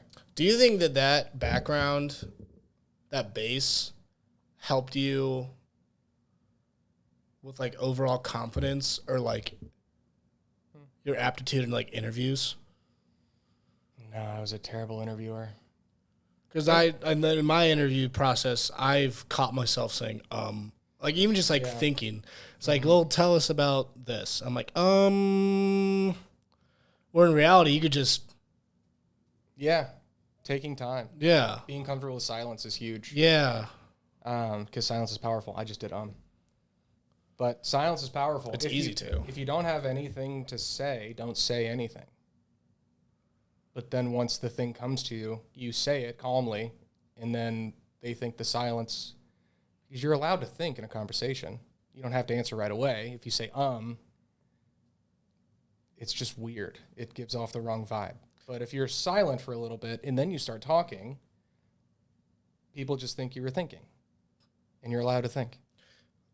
That's something I sometimes struggle with on this is the whole dead air concept. Because like I'm sure you listen to podcasts, YouTube videos, whatever, and like if you're in your car and 3 seconds go by and there's not noise, you're like, did my car give out? Does my phone die or something like that? A little weird, yeah. But it's them thinking. And then usually when that happens, it's usually a person of like, they're in deep thought. They're really putting together an answer. And the answer's, I don't want to say super profound or anything, but it's always more put together. Sure. Yeah. It's a bad word. Is a swear word. So with English and everything, was it that you guys had to write a lot or what? Yeah, a lot of writing. Like, did you have like an emphasis? Like, were your English classes just harder? Did you have more English classes? Were all of your classes in general more focused on like the vernacular of the subject or what? Did you have to take an English class every year in CBC? I don't remember. We had to. I don't remember. There were different courses, but we had to take one English class every year. We wrote papers for just about every class. And like my junior year was like it wasn't AP, but it was college credit through SLU, and it was history and English combined in one. I don't remember if I had to do senior year, but go ahead to your point. Well, I was going to say that English class papers are different than a history class paper. History is just like, do you know the knowledge? Like, did you do the research? That's why I hated that shit. They'll dock you for grammar, but sentence structure, they don't care. They just want to know if you have the points down. But English, it's everything. It's content, it's punctuation, grammar. They just harp on it. And then if you don't do well, you get C's. So you had to really put in effort to write a paper. Do you think that it helps you at all in your job now? Oh, yeah. Big time. How? Yeah, a lot of my job is documentation. So I'll do the financial analysis and Just like precision? Precision, no. It's more so I have to explain what I do when I do it. So a lot of my job now is making financial statements make sense. So for example, if there's an expense account, let's just call it cost of goods. So if there's a cost of goods account that has $20,000 in January, but then for February, March, and April, it's like $5,000, $6,000, $7,000, and then in whatever the next month is, it goes back up to like 30,000. I have to say, in as clearly and concisely as possible, that this is not normal, so I have to normalize it, which is effectively taking an average of some number or taking a percentage of some other input and then applying it to that time period to where the numbers are more flat, gives you a better idea of how it would run under normal circumstances. And then I have to explain what the problem was, why we did it, and what the end result was as quickly and concisely as possible. So a lot of my job is writing and reading. Really? Yeah. Like I have to... You write like memos or just like, blurb emails of, hey, this is what this is? Well, memos, emails... In our summaries, analysis. In our report, we do a ton of notes that I have to write stuff about that we send to the client, which is like what I was just saying. I have to put that in writing, and then I have to send it to our client who's trying to buy the company. I have to write it in a way that it makes perfect sense without taking up too much space on the page. And like 2 sentences and every Yeah, so a lot of my job is reading, and we get customer contracts or debt agreements. Like I'm reading documents all the time, and I have to trim the fat and give the substance of what we're looking at, and I have to put it on a piece of paper in 2 or 3 sentences. So that is a huge part of my job. That's actually probably the most important part of my job, because anyone who went or took an accounting class knows what financial statements are. They know what a revenue account is, what an expense account is. They know the relationship between accounts. But in order to put it into writing, to make it make sense, that's where my job really comes into play. Because financial analysis, for the most part, is fairly simple. All you have to do is know how to work Excel, and you have to have a basic understanding of financial statements. But then in order to send out a deliverable to a client, you have to write stuff. You have to put memos together. You have to put explanations together in a way that it all makes sense as quickly as possible. So English class at SLU and then some writing classes I took in college definitely helped that. Did you ever think that would be the case? No, I hated English class. Right. I hate writing. I hated it. Now it's kind of fun, though, in a weird way, in like the nerdiest way ever. Yeah, so pivot. Do you write at all outside of work? No, I always wanted to. I don't know why I don't. I want to keep a journal. I like my thoughts, you know? I want to write them down. Like the blurb I showed you. I have anxiety is just boredom reinvented. Uh-huh. I was going to ask if you could read it. If you'd be comfortable with it. Yeah, sure, why not? It's just a thought. That's all this shit is. Yeah, right. They're not very good, but it's a bunch of them. Yeah. All right, here we go. Tagline, anxiety is just boredom reinvented. Thinking is the enemy. We distract ourselves every second of every day, but in moments when distractions aren't available, we are left with our thoughts. This used to just be boredom, but the period of time between distractions grows shorter as time passes. We go so long without thinking, so when we have to think, we're afraid to do it because we forgot what thinking actually is. We aren't familiar with ourselves anymore. We are only familiar with who we want to be, and I think that's interesting. That's the first thing I actually wrote in forever. We aren't familiar with ourselves anymore. Mm-hmm. Can I see that? Oh, yeah. When did you write this? At like what point in the day? When was this? That was at nighttime. That was probably like 2 weeks ago, 1 week ago. We distract ourselves every second of every day, but in moments when distractions aren't available, we are left with our thoughts. And that's because of this fucking thing. Yeah, exactly. That and this. You're not bored. I always see that in TikToks and stuff with my fucking personal development ass feed. But that's a huge thing, and that's like a thing that's killing the parents right now of, you know, middle school and younger kids. It's like the kids aren't bored. Mm-hmm. They have something to do all the time. Stimulated. And their attention span. I mean, these fucking Apple goggles that just came out. I cannot believe that. Like, if the time, the first person to throw those on a toddler, we are fucked. Yeah. Because you got, what, 6, 7, 8 screens going on at one time? I've seen videos of, and you can, like, if you're walking through this house, you Yeah. can have a screen right there permanently. And you can also have one pause in the kitchen, one in the living room, one in the bedroom, Yeah. one in the garage, whatever the hell. Blows my mind. It blows my mind. This was the first thing you wrote in a while. Mm-hmm. I really liked this when you shared the other day. Mm-hmm. This used to just be boredom, but the period of time between distraction grows shorter as time passes. We go so long without thinking, so when we have to think, we're afraid to do it because we forget what thinking actually is. We aren't familiar with ourselves anymore. So you want to get into writing? This is beautiful, man. Oh, thank you. Kinda. I mean, nothing publishable. Right. No, but that's Connor Proffer was on here, and I don't remember what it was. He's a couple years younger than us, but he's journaled every day for like 6 years or some shit like that, and he's filled up books. Damn. And he's very in tune with himself, and he's very in tune with his emotions and like reflections, and knows what he's doing, because he can flip back to February 8th of 2019 and know exactly what happened on that day and what he was going through and how he dealt with it the next day. Yeah. It's a great idea. It's just a good idea. It's a good thing to do because it doesn't take long. Just write down blurbs. To fill out one page might take you, what, 2 minutes? And it's not even be creative with it if you want to write right, but like it's just dumping your thoughts. Yeah. Which there's an art to it, you know? Yeah.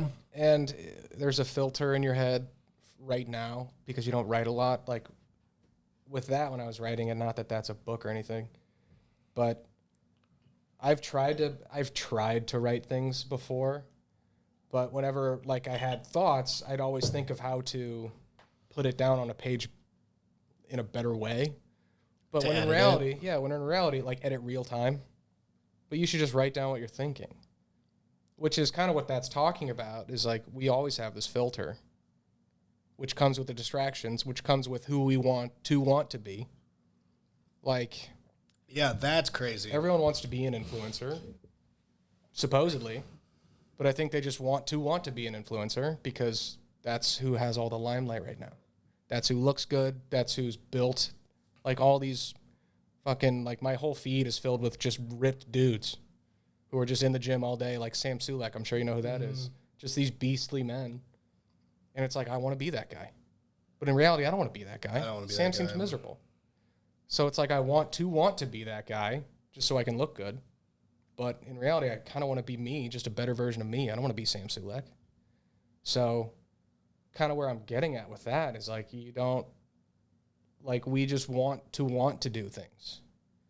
Like, no one really knows what they want to do anymore because we're so flooded with options that we don't think about it for us. Like, we just think about it in terms of what would other people want me to be? What can I be that other people would look at and be like, I want to do that?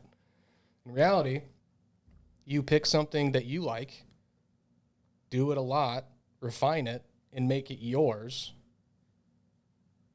So you're not wanting to want to be something, you want to be something, you know?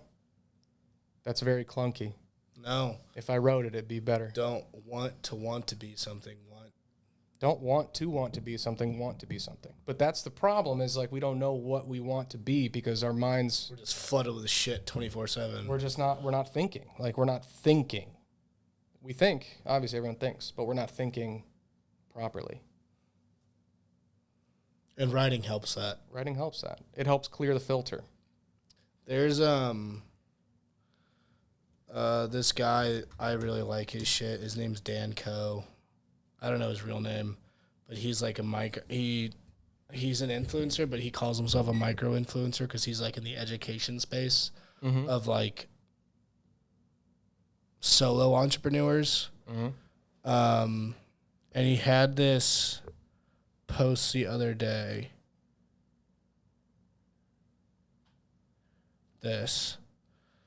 If you don't have ideas, read. If you have ideas but can't articulate them, write. If you have ideas and the clarity to execute, build. Expand, organize, and focus your mind until your craziest ideas become reality. Not so much the last part, but the first part. If you have ideas but can't articulate them right, and he had another one about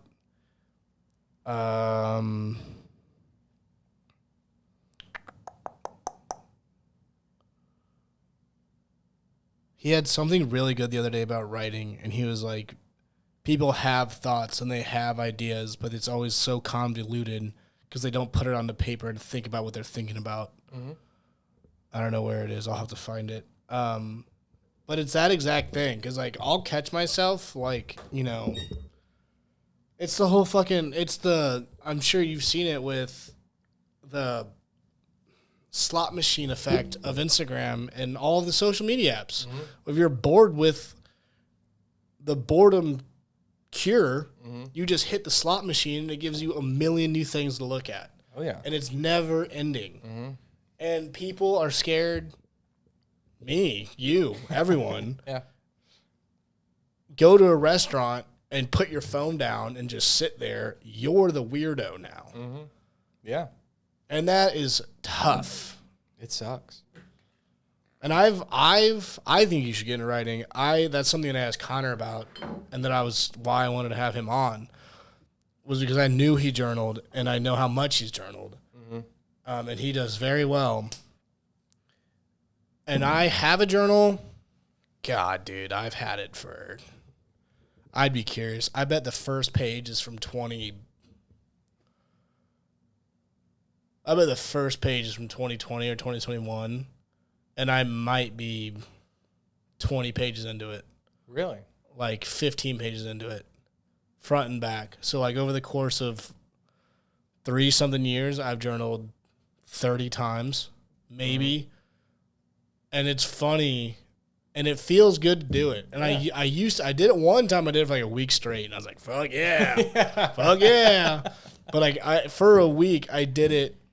Like, whenever I was leaving the office, I was like about to pack up and leave. I was like, I'm a journal right now. I just took 5 minutes and did it.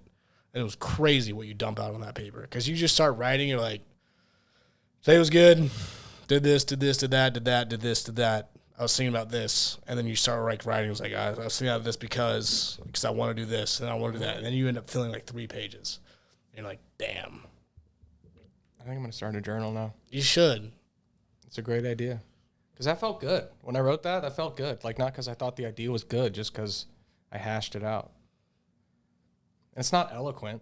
I mean, It doesn't need to be. It's clunky. If it's just for you. Yeah. Well, that's the thing. We're afraid to do it because we think, what are they going to think? They being whoever the fuck you're thinking about. But if it's just for you, like you can write down, I don't know, if you're secretly racist, Right. go for it. Write down racist stuff. Like, do it. It's just for you. But then once it's on the page, you can look at it and say, wow, that's fucked up. that's racist as shit. Like, and then you try not to do that. But for ideas, it's not, you stop thinking about what do other people think about this. It's the expression is more yours. So when you're talking, like right now, I'm worried about what they're going to think. But if I was in a journal, I'm not worried about that. So then you can actually develop your personality, because your personality is what's left when no one's around, kind of, you know? Like your personality is who you are. Like that's your bare bones. Like I'm not showing you my full self all the time. You're not showing me your full self all the time. It's who you are when you're alone. That's your personality. And you can't really do that, or you don't know what that is, because like we were talking about earlier, you're just thinking stuff, but you're not thinking about what you're thinking about. The only way you can think about what you're thinking about is if you write it down and look at it. And I'm having this revelation now, so I think I'm going to start journaling. You should. I'm trying to. I can't. It's hard to be consistent with anything. Yeah, that's very Let true. alone that. Yeah. I've come to find that the best time to do it is right before bed, because then it's like a reflection, day dump / gratitude kind of a thing. Mm-hmm. And like other people say, oh, you should do it in the morning because then you like have a to-do list. But I feel like whenever I've done it in the morning, I make a to-do list, and I'm just stressing myself out with all this shit I got to do. Mm-hmm. And sure, get it done, you feel great, but like, I don't know, I'm way more down the path of doing it before bed and being thankful, grateful for whatever. Mm-hmm. I don't know, I think, especially in the masculinity sense, I think it's, I don't want to say shamed upon, but it's like if you were to be super, Macho? I don't know, like just out there about how you journal. I mean, people are like, okay. Well, It's a little off-putting. you know what I'm saying? Yeah. As absolutely. us. Mm-hmm. Yeah, it's just a feminine, regarded as feminine. I don't Which know, I it's wonder not- why. Well, because thinking is feminine. Yeah, it's good, isn't it? Yeah. Which I'm always curious because, like, dude, if you, like, look up, like, the most successful people ever and, like, you know, you want to call him millionaire, billionaire, fucking Buddha, Mahatma Gandhi, whatever, they all fucking journal. They all do it. And, like, what? We're not supposed to? We're not allowed to? It's weak. It's weakness. Men are supposed to know what to do. I have no fucking clue what I'm doing. Men man. are supposed to know what needs to be done, and they're supposed to do it. Nope. Men are not supposed to think. Men are not supposed to not know, which is the problem. Like I told you, I was crocheting. Mm-hmm. I supposed to. I hated telling you that. Like when I told you, and I think it was, Charlie was like, laughed at it. I was like, damn, dude, come on.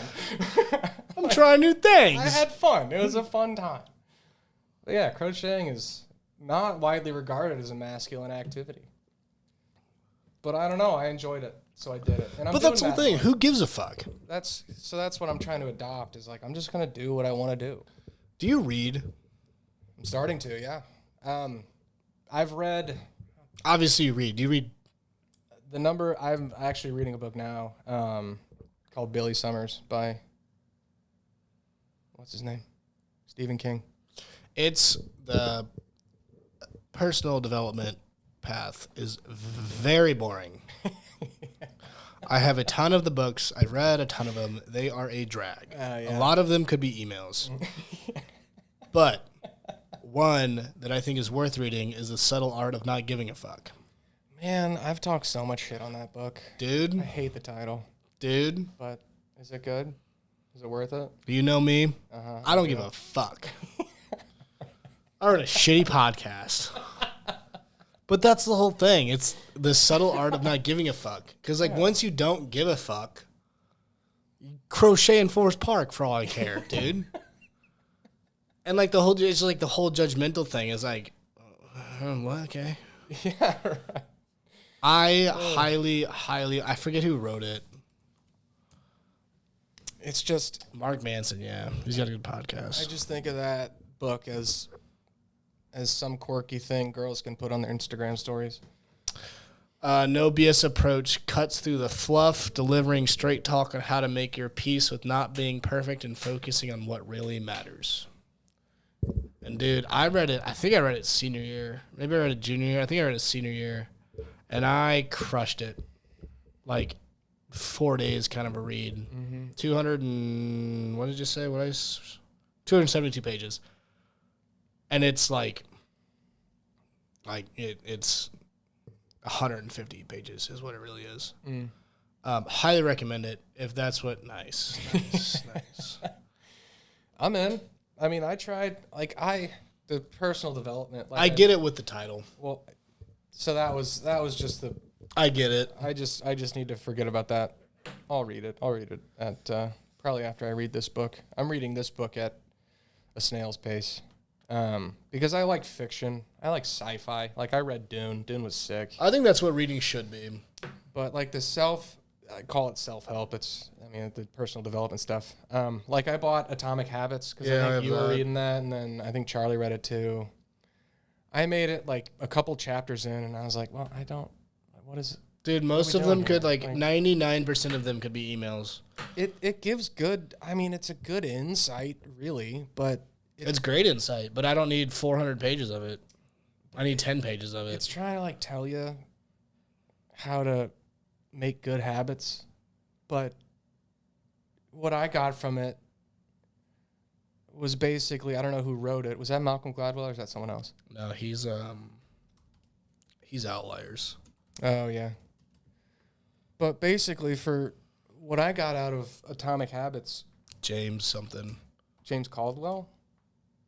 James Clear. James Clear. What I got out of that was effectively just do it.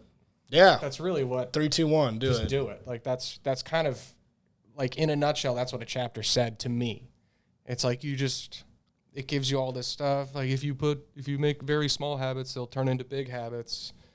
But at the same time, just do it. Just make the small habits, and then the big habits happen. Like, it didn't do much. Maybe I'm not looking at it through the right lens, but at the same time, it's also just a really boring read. That, dude, a lot of them are. It's just boring. There's no story. I mean, there's stories mixed in, but they're all not. They're not in space. You know, they're not right. Exactly. They're not on planet Dune. You know, there's not aliens. There's not flying dragonfly ships. There's not gigantic worms that swim around the desert. You know, I want that stuff. Like, the one I'm reading right now is Billy Summers. It's this guy. It's actually kind of what we're talking about. It's by Stephen King. It's about this guy who is a hitman, and he's hired for a job that's going to take, like, a long time. It was a mobster whom Billy has worked for many times before offers him one last job that pays $500,000 up front and 1.5 after it's done. Yeah. So, and it's all about, like, the whole plot of the story is him in the setup stages of this hit, and he adopts this persona that him and his team built for him, and then he's, like, waiting until the perfect shot, I guess, or until this guy comes to the place he's supposed to get to, the guy's supposed to kill.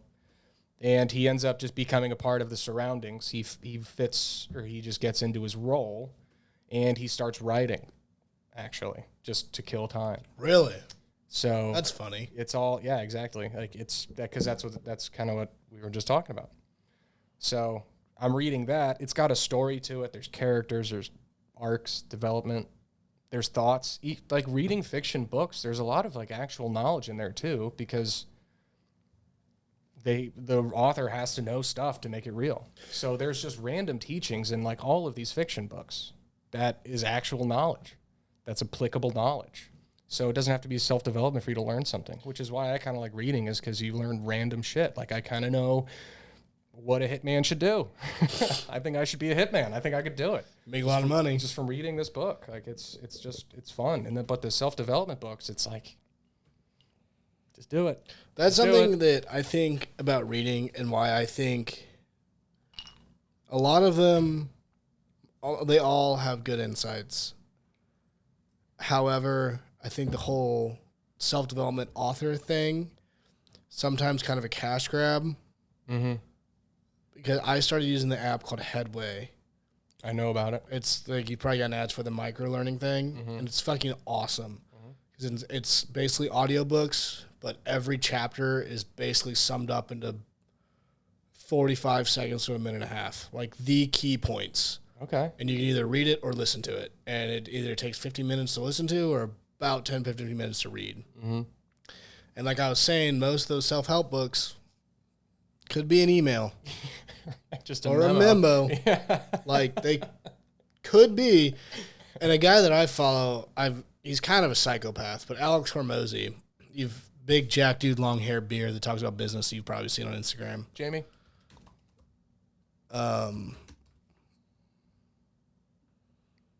Oh, is this that yeah, dude. Yeah. This guy's got that. Holy fuck, he's jacked. Yeah, he's fucking huge. He's worth, I don't know, he's like 30 something. He's probably worth like a couple billion now. Damn.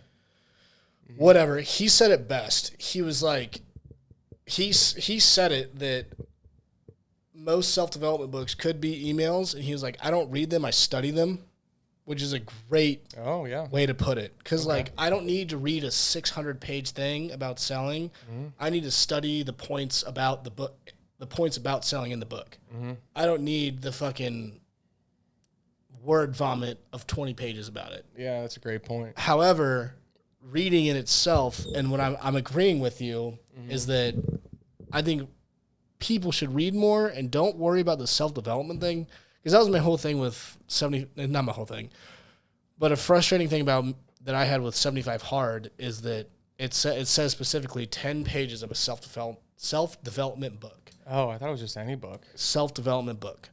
And I think that exactly what you're saying, what you learn, what you gain, whatever, the left side or the right side, the creative side of your brain that starts getting into gear when you start reading fiction. And like, even like the vocab that like your subconscious picks up on when you're reading fiction, and the enjoyment you're getting out is 10x of some thing you're falling asleep to reading. Yeah. And if you are enjoying the fiction book, the 5 pages that you're actually enjoying over the 10 pages that you're forcing yourself to read is like monumentally better than forcing yourself through some book that you'll probably forget about. And like there's self-development, like Sell Art of Giving a Fuck. It was awesome. It taught me a lot of things, but like I can give you like a 20-second summary of it. I couldn't tell what the book was about. And like How to Win Friends and Influence People, great book, awesome book, top-selling book. I live my life by it. Couldn't tell you what the whole thing's about. But like if you give me a 1-minute summary of all 10 chapters, I'd be like, yeah, I remember all that. However, you reading Dune, your creative juices flowing, and like what you picked up from it and all that, and you still picked up the vocab and everything. Yeah. And you learned how a good writer should write, because that's one of the best-selling books ever, one of the best-selling series ever. Yeah. Yeah. Star Wars was based off it. Exactly. Yeah, I don't know. Like, just the self-development books just feels like a guy telling me what to do. But Dune, I mean, there's lessons in Dune. Like, there's lessons. It's all political, isn't it? It's very political, very hierarchical, but it's also just fun. Did you read all of them? No, just the first one. Well, I bought the 6. Well, in reality, there's like 10 or 11. There's like 20-some books. But the first 6 are the most important because those are the first 6 that those are the only 6 that Frank Herbert wrote. So he died halfway through the 6th book.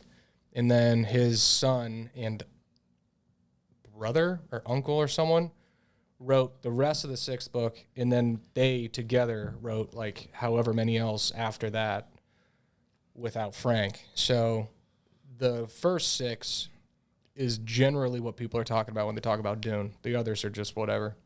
So I read the first one, and then my apartment flooded. Yep. And those died with it. So I want to read the rest of them. The first one was like 900 something pages. It took me months to read. Yeah, that's a read. I read it, closed the back cover, and I asked myself, what the fuck did I just read? So then I tried to read through it again. I made it through like 300 pages, and then the apartment flooded. So You gonna try again? I want to get back into it. Dude, it's so cool. Did you watch the movie? Yeah, I love the movie. So the movie probably made a lot more sense for you. The movie, yeah. Well, the movie, it's going to be a trilogy, all of the first book. Right. Which, Oh. yeah. So I didn't know that going into it. But Whoa. but I had already read the first book, and then we were like 2 hours into the movie, and I was like, how the fuck are they going to wrap up the book after 2 hours of just passed? Oh. And then they cut it short, and I was like, oh, okay, cool. Yeah, so the movies are just the first book. Whoa. There's a lot. Dude, it's a whole... So they could make 20 movies. It is a whole universe. Yeah, it's intense. It's intense. So What's Their Nuts is just wrapped up a fucking couple $1 billion. It's going to be Star Wars. It's going to be a Star Wars franchise, but Dune. I guess that's cool. Something new. It's going to be fun. I love the movie. I don't know about you. People thought it was boring. I fell asleep in it because I had no idea what was going on. Yeah, it's long. It's kind of slow. There's a lot to put together. I really enjoyed it. I thought the movie was sweet. Mm-hmm. But I fell asleep for like 20 minutes because like it was just all this political stuff. It's so slow. And I was like, man, what's happening? Yeah, there are some hard to read sections of the book just because it is entirely political. There's so many people. It's all about nations, planets involved. It's all like strategical decision making. Yeah. It's very in the weeds about But that. again, to your point, what you can pull out of it. You can find stuff. Like I love reading fiction books. Like even in Billy Summers, I'm learning stuff. I'm reading fiction. It's not true, but I'm learning things. Like it's things that you can apply to your life too, and just weird side facts that you can spit out. Like And you always gain appreciation for like your own mind too. Mm-hmm. Like when the movie comes out, like what was it? The Martian. Mm-hmm. With Matt Damon. Matt Damon. When that movie was coming out, I was flying like the month before it came out, so the book was all over airports. Mm-hmm. So I bought it, started on the plane, read like half it on my plane ride, and then finished it the next day. Mm-hmm. And then like a week or two later, I saw it, and I was like bummed at the movie. I saw Oh, it really? in my mind with the book was just like unbelievable. And like the movie's awesome. The movie's super dope. I Great. love the movie. Yeah, really cool. But reading it, I was like, this is fucking awesome. But like, it's always the case where with whatever you read, the movie or show, whatever, never lives up to what it is. Yeah, I used to hate the people who were like the books were better, but then That's- I read the first Dune book and I saw the Dune movie. And I was like, the book was kind of better. The book's always better, It's dude. like, I'm one of those losers. I'm book one of is those better. losers.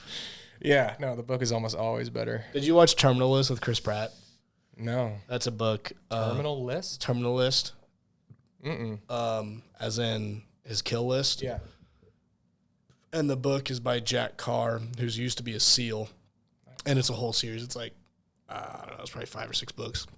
But I read the first one, and the first one was fucking gnarly. That's where I first heard Suck Starting a Pistol. No way. It was in a book. And like I read that and I like dropped the book. I was like, Yo.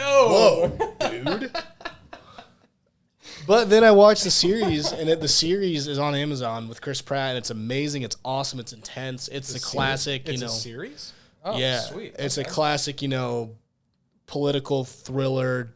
Army guy got wronged, gotta kill everybody that's a part of it, Nice. Revenge story. all the way up the chain, kind of a thing. Very cool. And it's Chris Pratt, so it's fucking kick ass. And it's like TVMA, so it's like it's very graphic, but they can only do so much. And like Yeah. the book is like that much more graphic. Mm-hmm. And again, one of those other things where the book's better than the movie. Mm-hmm. Unfortunately, Unfortunately. Yeah, I want to start reading more. I'm really trying to. It is tough because as soon as I get in bed, dude, Yeah. I'm out like a light. Well, my problem, so I started reading because I was just on my phone before bed. Like I anywhere between 30 minutes and 4 hours. I'm on my phone in bed. Like I many a times have stayed up until 3 Yep. just scrolling Instagram or TikTok. So I was like, all right, I'll read a book. That'll help put me to sleep quicker. And then I find myself reading for as long as I would scroll. I was like, what's the fucking answer? Like, what? How do I do me to this? sleep. Yeah. So, like, that's what Billy Summers, like, I'm in bed by 10 p.m. I'm reading. And then I'm like, all right, like, what time is it? It's 12:30. I'm like, are you fucking kidding me? This was not the point. That's good, though. That means you're fucking loving the It's book. great. It's a good book, and, like, it's interesting. You get way more out of it than you would be scrolling. At least you're not learning about the Anunnaki. Fuck, should we go into conspiracy theory? Want to? I kind of do. Have you learned any new ones? Have I learned any new ones? Have I learned any new ones? I've gone into depth on prior ones. I don't want to derail our book conversation because I liked it. There's a book that I want to order about all of it. About all of it? About all of it. What's that book Davis got you about? Have you read that? Teach cats gun safety? How to teach your cat gun safety. How's that one? What's in those pages? It cannot be telling you how to teach a cat gun safety. There's no fucking Dude, like way. the first chapter is. How? Like, what? The first chapter is about teaching a cat how to handle a gun. What? Yeah, it's so fucking funny. And yeah, That's so long funny. gone are the good old days when a cat's biggest worries were mean dogs or a bath. Modern cats must confront Satanists, online predators, the possibility of needing to survive in post-apocalyptic wasteland, and countless other threats to their 9 lives. For over 4 decades, the American Association of Patriots have stood at the vanguard of our country's defense by helping to prepare our nation's cat owners from the difficult conversations they dread having with their pets. What? Dude, and then, like, the first chapter is about, like, teaching your cat how to hold a gun. And then, like, the third chapter is about, like, how dinosaur fossils were, like, planted. Oh, no way. Yeah. That's hilarious. Dude, it is a tear of a book. That's awesome. I don't remember where I put it. It's somewhere in the house. But for a while, I had it on, like, the dining room table just so I could, like, flick through it. Uh-huh. And, like, I would just read, like, the chapter heading and then, like, read the first paragraph. And I was like, this is fucking awesome. That's so funny. It's a ridiculous book. That's so funny. I actually just recently followed a page on Instagram all about Anunnaki. I'm all in on it. I'm so in on it. Who are the Anunnaki? Give it to me straight Our up. gods, basically. Oh, our gods? Yeah. Okay. So, like, you know, in Egyptian hieroglyphics where, like, there's always, like 100 people portrayed, but then there's, like, 4 massive giants. Mm-hmm. That's the Anunnaki. Did they build the pyramids? They didn't, but they gave the instructions of how to. Gotcha. Okay. And the Anunnaki were the people that intervened on evolution and basically, like, twisted our DNA Oh. to make us become who we are because we weren't on the path fast enough. Oh. Because the pyramids are supposedly like 15,000 years old. Mm-hmm.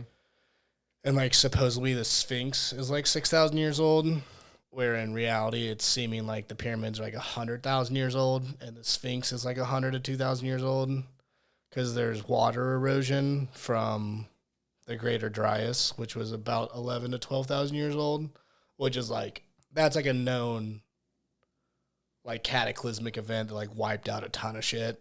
Like, that's a cataloged thing. Like the Sahara Desert used to be Yeah, exactly. a body of water. Yeah. Mm-hmm. But it's not like an accepted version of our history. It's just like, no, that wasn't actually what all happened. Yes, it happened, but it wasn't like this world-encompassing event. Mm-hmm.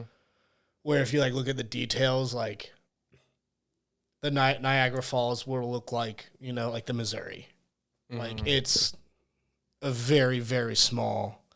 Because it was some shit like 4 miles of ice melted in, like, 2 weeks. And that was the Anunnaki? That's the Younger Dryas, which is 12,000 years ago. And that's after that all happened, which is, like, basically confirmed. Mm-hmm.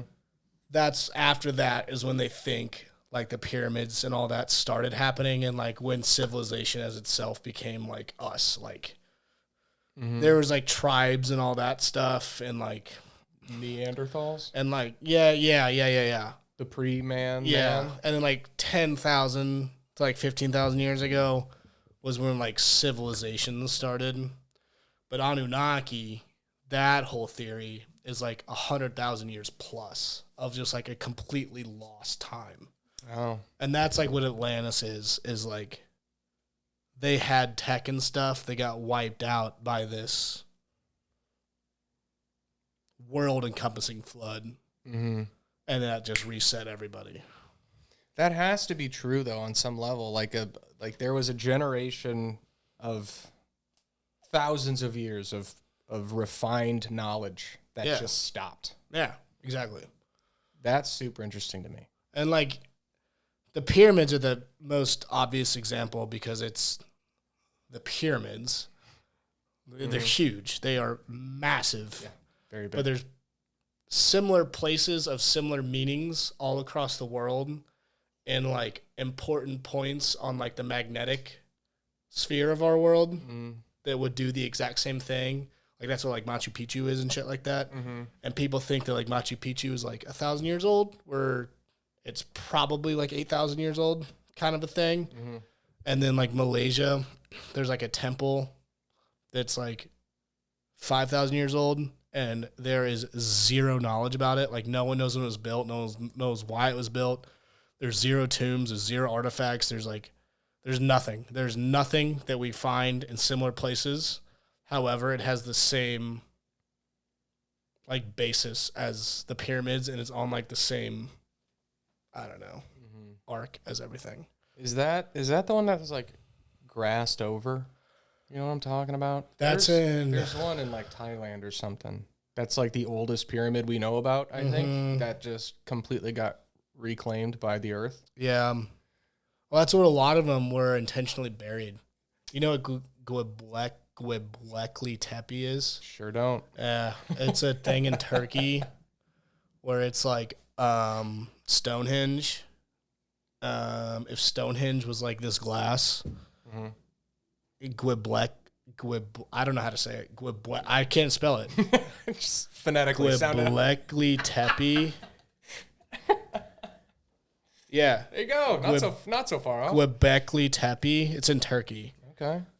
If Stonehenge was this glass, Göbekli Tepe is like the size of this room. Damn. And it's like 100 feet deep, and it has like all these like astrological like dimensions and like perfect alignments and stuff with it, and like magnetic signatures and stuff. And it does not line up with anything, and it was intentionally buried because the soil that they dug up from it was like, you know, calculated blah blah blah from like 600 miles away. Oh damn. Yeah, it's like a whole fuck shit thing. And it's a lot of this stuff is like, if you call certain places, it's like, no, we don't want to talk about that, and they'll hang up the phone on you. That's so fun. Yeah, it's awesome. It's so much fun to think about. That's so fun. The Anunnaki thing's like a crazy, like, that's fucking awesome to hear. That's fucking awesome to hear. Like, yo, there's alien gods that fucked with our DNA. That's sick. That's it. Like, that's like the biggest, that's like, you know, reptilian kind of a thing. Oh, yeah. But all this other stuff is like trying to be suppressed. I choose to believe it. And like the pyramids are like, it's all but fact that they had electricity. Really? And all that stuff. Tesla, Nikola Tesla, all of his findings were based off of Egyptology. What the fuck? And it's, yeah. And he was offed by oil. Was he killed? Yeah. I know nothing about Tesla. Well, he, quote, died. Yeah, with 2 gunshot head. Yeah. He supposedly went crazy. Then all of his findings were bought by, I think, Ben Franklin. And no one can have access to them. Let's see what he died in like the early 1900s. 43, yeah, at 86. Sick mustache with the middle part. He is best known for his contributions to the design of the modern alternating current electricity supply system. And he like tapped in. Do you know what a Tesla tower is? The big bulb thing. Yeah, with lightning. Yeah, so flying that off pulled it. electricity from the earth, and it was like able to give electricity to like everything in like through frequency and all that. Oh, that's cool. I did not know that. And like when that came about was when he was offed.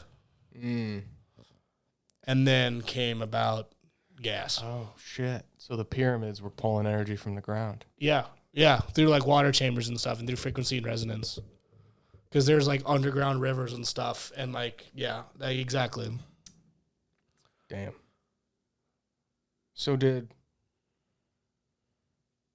the Anunnaki do the young Dryas, the great Dryas, whatever? No, but they suppose like the whole Anunnaki thing is that they are like our gods, and like Adam and Eve, like from dust you came and from dust you shall go.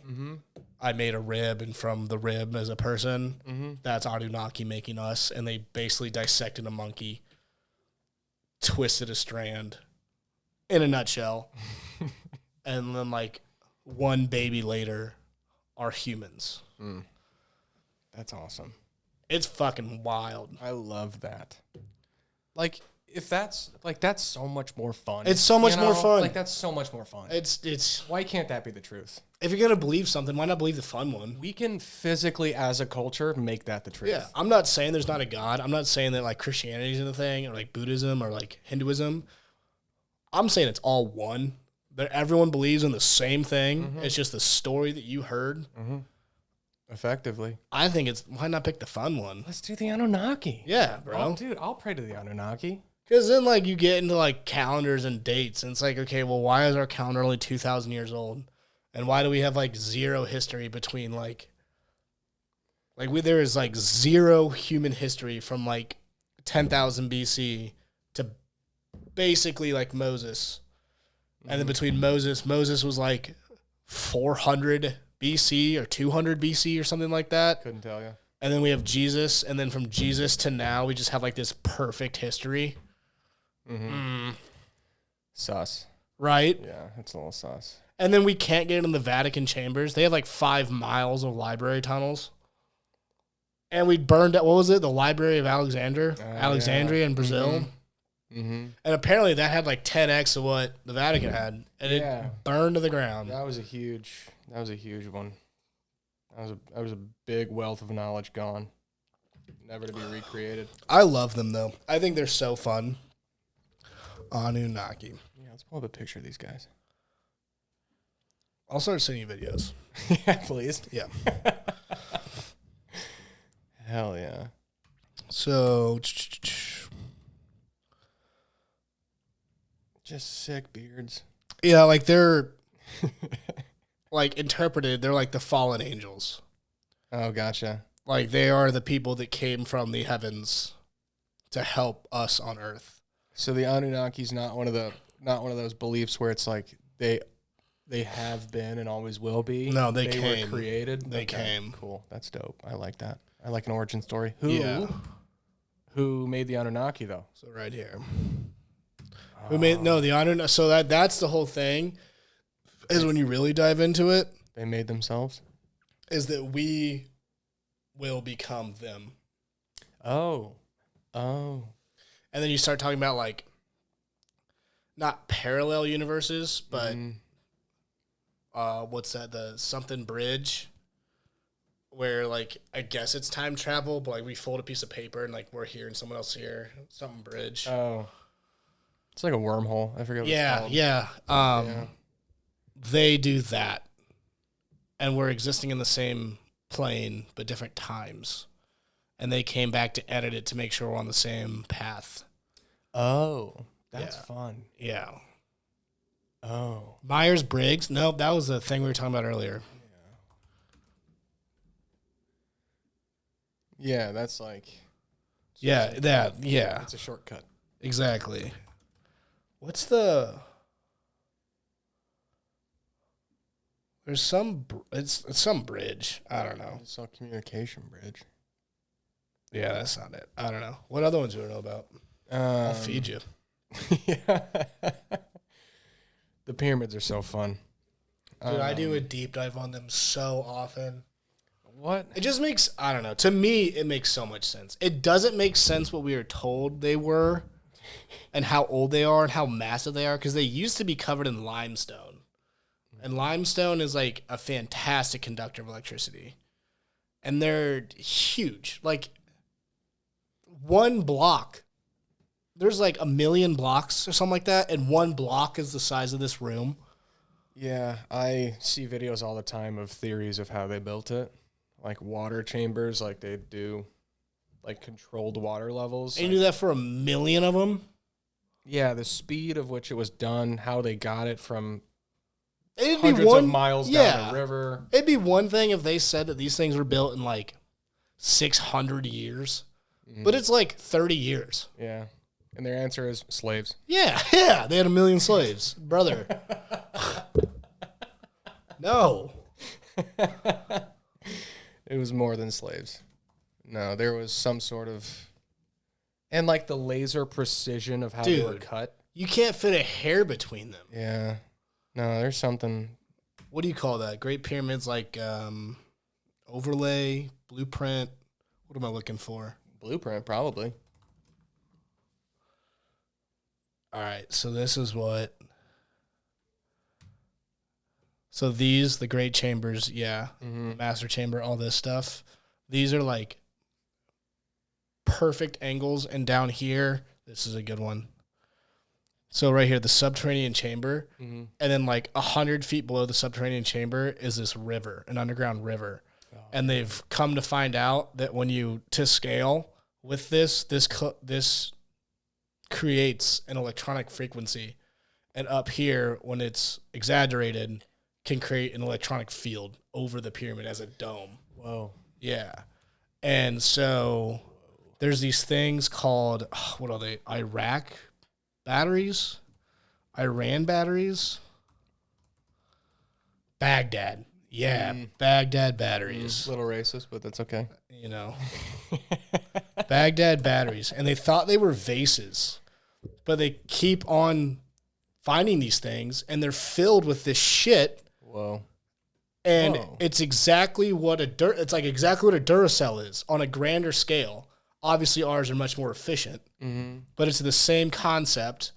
And in hieroglyphs, it's that right here, and that's a light bulb. Whoa. And that's electricity.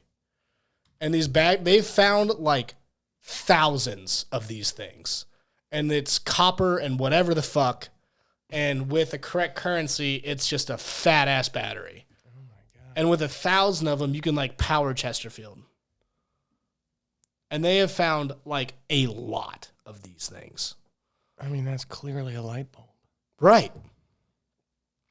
Snake, electricity, power cord. How? Like like I do deep dive. Yeah. Oh, it's got a plug. Nice. An iron rod, a copper cylinder. I saw a B plug. I immediately thought about plug. Baghdad is like what? Probably 1,000 miles from Egypt. Yeah, it's a long way away. What the fuck? Yeah, bro. It's crazy. They had electricity. It's like, McGraw Hill won't allow that to be put in a history book. Like, what? Which, fun fact, the owner of that was Ghislaine Maxwell's dad. No fooling. No fooling. Of the textbooks? Yep. He was the owner of the publisher. What? Dude, when I tell you the conspiracies run deep, you don't think I know my shit. All right, here, parents. Robert Maxwell. Robert Maxwell began using the camera, blah, blah, blah. Fraudster convicted what? Yep, dude, he's a piece of shit. All of them are. What do you expect? Oh my God. Matt, what is it, Maxwell Hill or something? McGraw Hill. McGraw sounds right.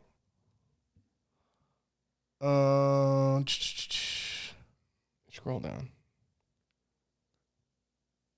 Early life. Fuck your early life, dude. Israel controversy, later business activities. There we go.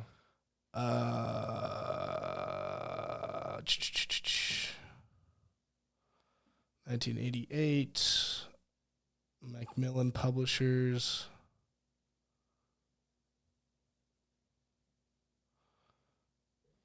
He took Oxford in the top flight of English football? What? Dude. They won the League Cup? Wait a second. The FA Cup? It runs deep.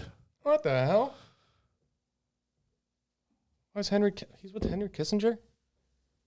Yeah, bro. This is crazy. I'm telling you, bro. Everything, like, it's more than meets the eye. It really is nuts how much we don't know. Isn't that crazy? We just don't know. There's a I whole thought it thing. was McGraw-Hill. McGraw-Hill is absolutely the textbook company. Just look up McGraw-Hill. Yeah, this is it.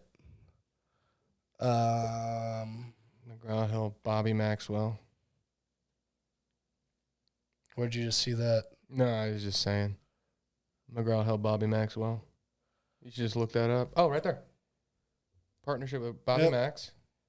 Second largest textbook publisher. Man. Took full ownership of the venture in 1993. Man. Yeah, dude. Yeah. That's really scary, though, you know? And that's why when you read about fun ones, just believe them.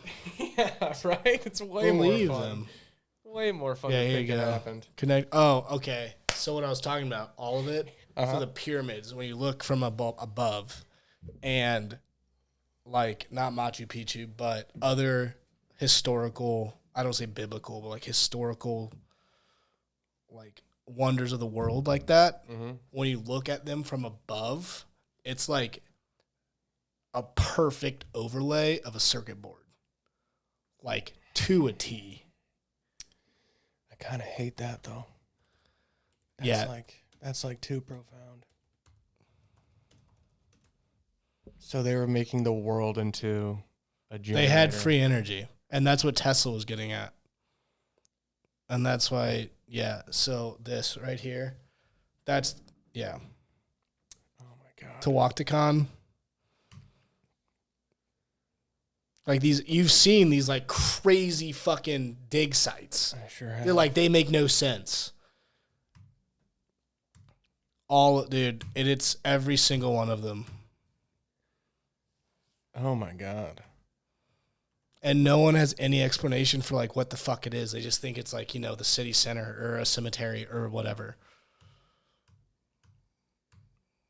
Holy shit. Yeah. And then when you throw water into it, it makes like perfect sense. To me. Does it? Yeah, to me. Because I know circuitry. I am an engineer. I don't know what you call these sites though. Like, I don't know. They're just dig sites. What do you mean, Ancient. like specifically? Ancient. Ancient dig sites. Oh, that's Göbekli Tepe. Duh. Duh. Oh, man. This is kind of blowing my mind. Dude. I didn't know about any of this electrical nonsense. Yeah, it's crazy. And like none of it makes sense. And like the precision is out of this fucking world. Yeah, there's Like it looks okay. So that was one thing. I was watching a podcast the other day, and they were talking about. I don't remember if it was Egypt. Whatever. It was one of these fucking things. And again, to the precision and like how you can't fit a razor blade between these things. Some of these things are cut so where like this corner of this wall might like there might be 10 blocks here and that wall's 10 blocks. But it's like they built the 10 here and 10 there and then took one tool and drove it all the way down through the blocks to make a perfect corner because none of the blocks are symmetrical and none of them add up, but they all have one perfect cut on the corner. And then some of these blocks have a face here and a face here, but they're like tilted. So it's like a 4D thing that all comes together to make a perfect corner. oh. It's fucking crazy. And like one thing I saw is that the style of cutting, like the weird edge to it, or just the way the blocks are put together, is the same in Machu Picchu as it is in like Thailand or like Malaysia, which is, I mean, it's dumb. Dude, it makes no sense. It's dumb, but like, how does it not make sense? So Ancient Aliens is like, Yeah, this shit. yeah. So like the show Woo Wee Wah, Aliens. Alien, yeah.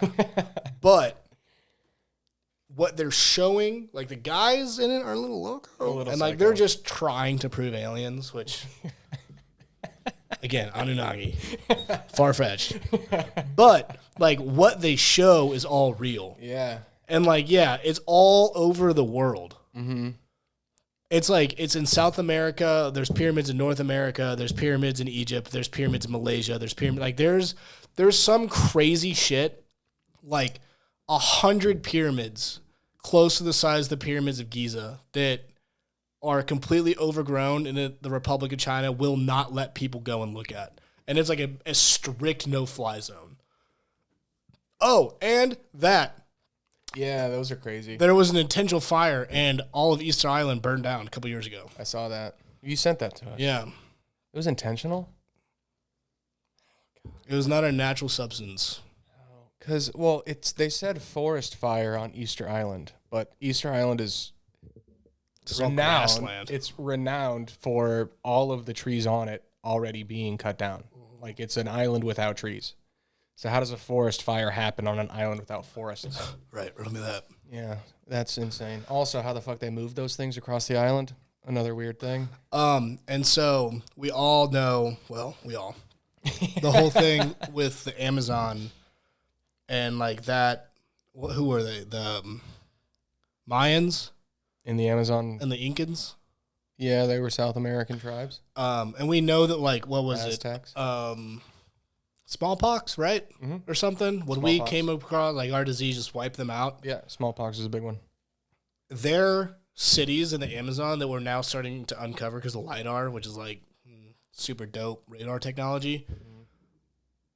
They had cities of people with these pyramids and stuff in the millions and tens of millions. Like, and it's... Dude, South American, what's that? What's the forest? Amazon rainforest? Amazonian?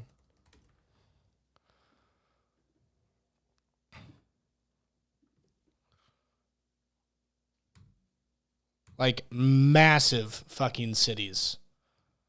And roads and, like, huge cities. And we just thought that they were, like, tribes. Have you seen, what's that movie? Apocalypse Now? Yeah, crazy movie. That was, like, the entire Amazon. Like, because they have a huge temple in that movie. And that's fact. Because what's the one down there? The one known one that you can go and visit. The temple? Yeah.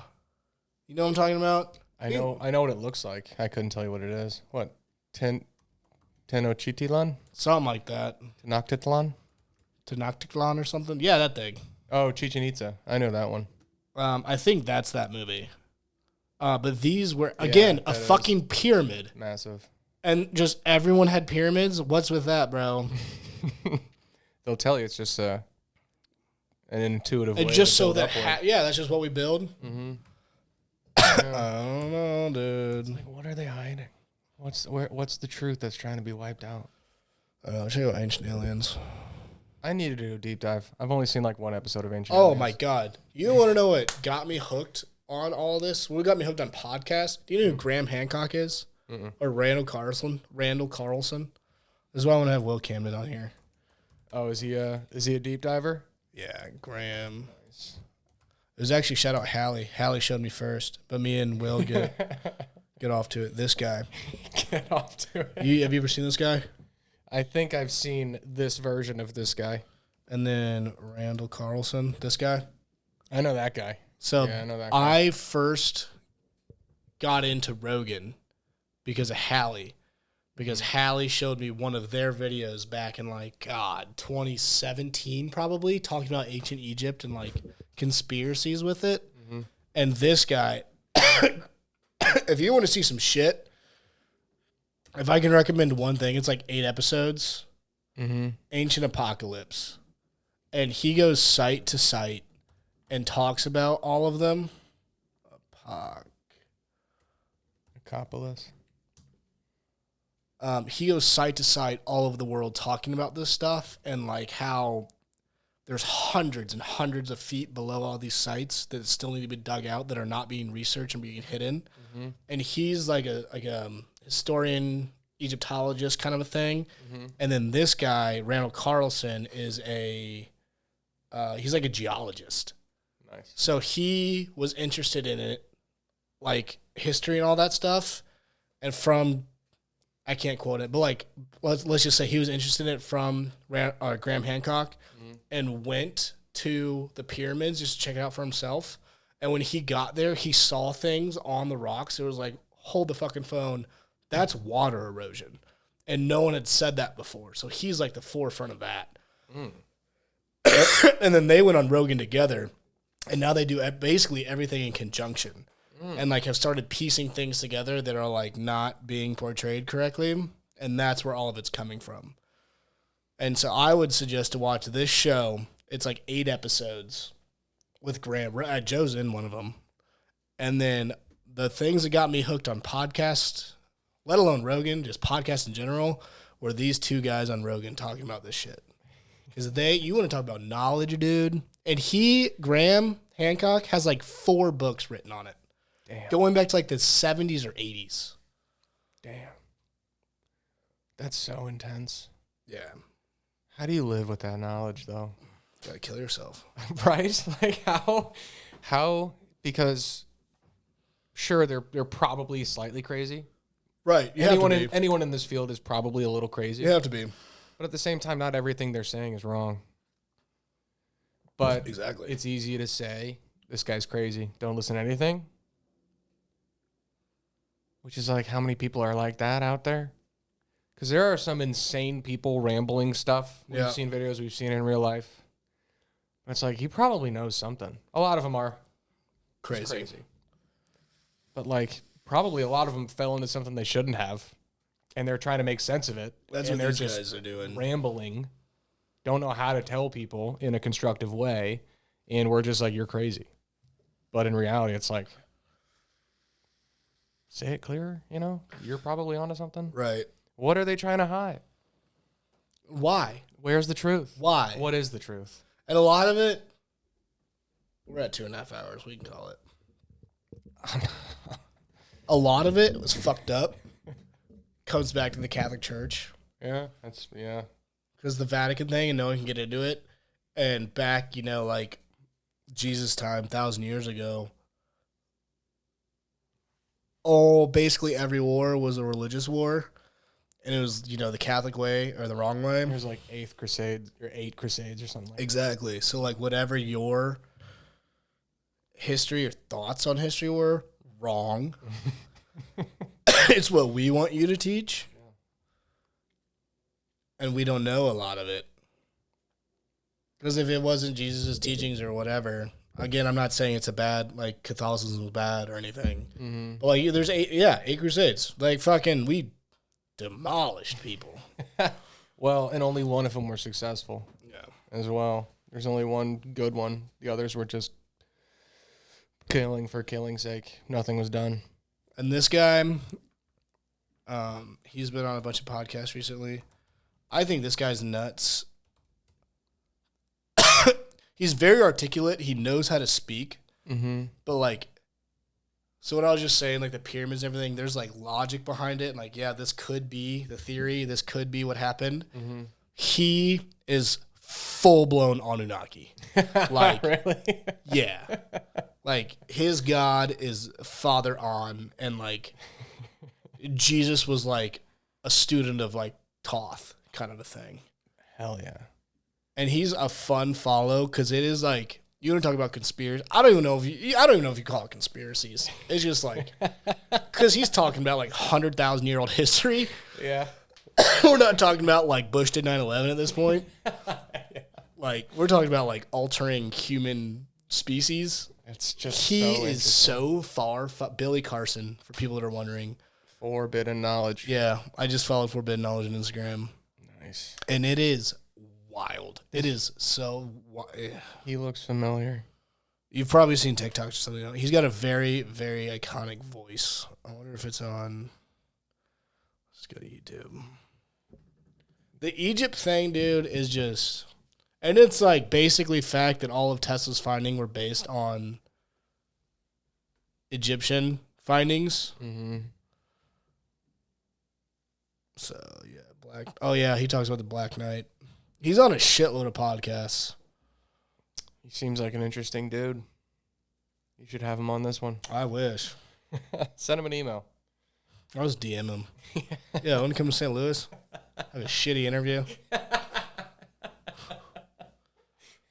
Sell someone that's already sold. Yeah. I just want to riff. I believe everything.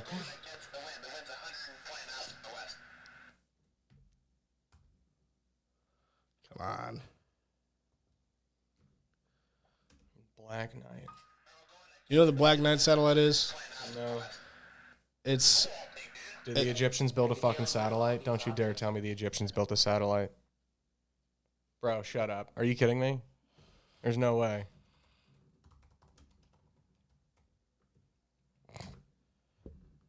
There's no way. Of extraterrestrial origin. Okay. claims that a spacecraft of extraterrestrial origin is in near polar orbit of the Earth and that NASA is covering up its existence and origin. The conspiracy theory combines several unrelated stories into one narrative. So this picture claims to be space debris. Blah, blah, blah. The theory, and it's been in orbit for like a while, like a really, really long time. And the conspiracy theory is that it's a 10,000-year-old satellite. No way, dude. Yeah, 13 there.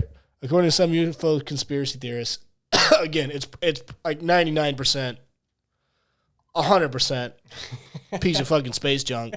But the conspiracy theory is the Black Knight is an artificial satellite of ET origin that has orbited Earth for approximately 13,000 years. The satellite story is most likely a conflation of several disconnected stories about various objects and their interpretations, all of them well documented and independently and more, and none using the term Black Knight upon their first publication. Dude. Yeah. And it's like, that's, you want to talk about out there? This Black Knight shit is out there. Is that his voice? That's not his voice. Now you're seeing object. Somebody is watching us. We should. There's an actual, and it's Killing in rain. What I think is the most important thing. That's to his understand. voice. Are we being watched? Who is watching us? And where are they from? I am Billy Carson, and this is my investigation into the Black I absolutely know who that is. Dude, like how And look how many, he has 800,000 subscribers. There's just like I want it. My Dude, that's like the city of St. Louis. my brain physically cannot hold all of the conspiracies in. No, you got to pick and choose. Like this, it's just so much. And of course, whatever you look up, of course, they're all tied together. Obviously, Everything. It's tied into one. It's one grand plan. But at the same time, everything out there, I mean, how many conspiracy theories are there? Like you're going to tell me every single conspiracy theory is just a conspiracy theory? I'm sure, positive, some of them are wackadoodle. But you're going to tell me every single conspiracy theory is 100% garbage? That's my favorite conspiracy theory, is that the phrase conspiracy theory was coined by media, mainstream, whatever you want to call it, to It has a negative connotation. twist Yeah. people they don't want saying stuff into craziness. Dude, this is a deep fucking rabbit hole, man. I need to do more research. What are some you like? I love Terra Infinita. Yeah, that's a good I love one. that, dude. Because like, who the fuck? Right? What? That one's a blast. Look up the map. I just want to look at the map. I want Terra Infinita. Just look up the map. Yeah, dude. I want this map right here. Yeah. Like, I want, because every time you pull a picture, you can't zoom into everything. And I want the biggest fucking image that I can get. Dude, like this shit is crazy. How hilarious. Because Yes. whoever made that was like doing some like deep thought. This is just a this is just the plot of a sci-fi. It's so good. Where This are is we? just Are we a in dune here? I think world. that's us right there. Yeah, in this circle. I mean, can you read any of this? No. There's got to be. It's not going to zoom in either. Just look up zoomable Terra Infinitum map. Do interactive Terra Infinitum map. Just look at that. There has to be one out there. Interactive Terra Infinita map. Nose confunden. Damn, That's a YouTube video. come on, guys. I don't. Who's nose? Is that the author? Probably. Oh yeah, it is. That's a good one. Like, dude, that's insane. How? What? When? Where? Oh, there we go. Yeah, I think we're in there. Or one of these two. Yeah, we're in like that inner ring. And then, like, what? So for this to be true, this man had to stumble upon a map of this. Nibiru. That's tied into the Anunnaki. That's tied into the... Is that where they're from? Yeah, Okay. yeah. Very cool. Anunnaki Very cool. from Nibiru. And Nibiru is like a star that comes by once every X amount of time. I love how there's the unknown zone. The unknown zone. Who knows? We know all this, but not that. Who knows? We've traveled this far. We've traveled to Demiro. We don't know what's out there. No, because there's obviously the ice wall. All right, so for this to be true, Like, let's say this is us, right? sure. What as one of these? One of those. Fuck it. So that means Antarctica is an ice wall, Mm-hmm. and Naturally. then the Earth is not a globe, but it's not flat. It's part of an ever-going map, right? Sure, but it's all flat, though. Right. For this to work, it's all flat. Like, this is flat. This is just flat. Where this is a whole disc. But like we're not Africa, and this isn't the U.S. It's still not a globe. Oh, no. No. No. So, yeah. Unless, because this is, I mean, as you can see, another ice wall. Look at how many ice walls. Look at all the ice walls. Yeah, you're right. But for this to be true, either this man stumbled upon an Anunnaki map It'd be fucking that sick. was just laying around, Gotta see that. and he recreated it, because for a man to just conjure this up, he would have had to travel to Syrio A, or whatever the fuck that is, which is, I mean, where's the measuring stick on this? How far is that? I mean, that's gotta be like a light year, right? How far is that? I have no idea. Is this a universe? Like, I have no idea. So how the fuck does he know that the lands of Vega exist? How does he know it's green? That's not a wall. That's not an ice wall. That's like a hedge. It's like the Avatar world. That's a bush. I like this too. The Earthbenders down here. Can you read that? Does that say Earthbenders? No, that's like, it says Earthbender? think it says lands of Jupiter. Lands of Jupiter. Nice. Yeah, so these are all like based off of planets, but he's like, nah, it's not a planet. It's a flat world with stuff. I mean, okay, so if that's Jupiter, I mean Jupiter's far as fuck away. Far as fuck. That's like outside our. That's our solar system's pretty big. It's not a light year though, but it's like That's far as shit. tens of millions of miles. Well, if the sun is like what 9 million miles away from us, Something like that. so us to Jupiter. Fuck, I have no idea, man. How far is it to Jupiter? 444 million miles. Jesus fucking Christ. Wow. At its farthest point is orbit, 601 million miles. Dude, that is so far. That's not even a real distance. Funny though. It's not a conceptualizable difference. But yeah, this shit, it just gives me so much joy. I love that you picked this one. I love it. Look at it. Just look at this. It's beautiful, isn't it? Just look at this. That's us. It's gotta be, right? I mean, Is there another one that could be us? no, it's those two. Well, look up. Maybe just Google where are we in Terra Infinita. Oh, that's us. That's us. We're the center. Okay. Well, Duh. come on. Look at it.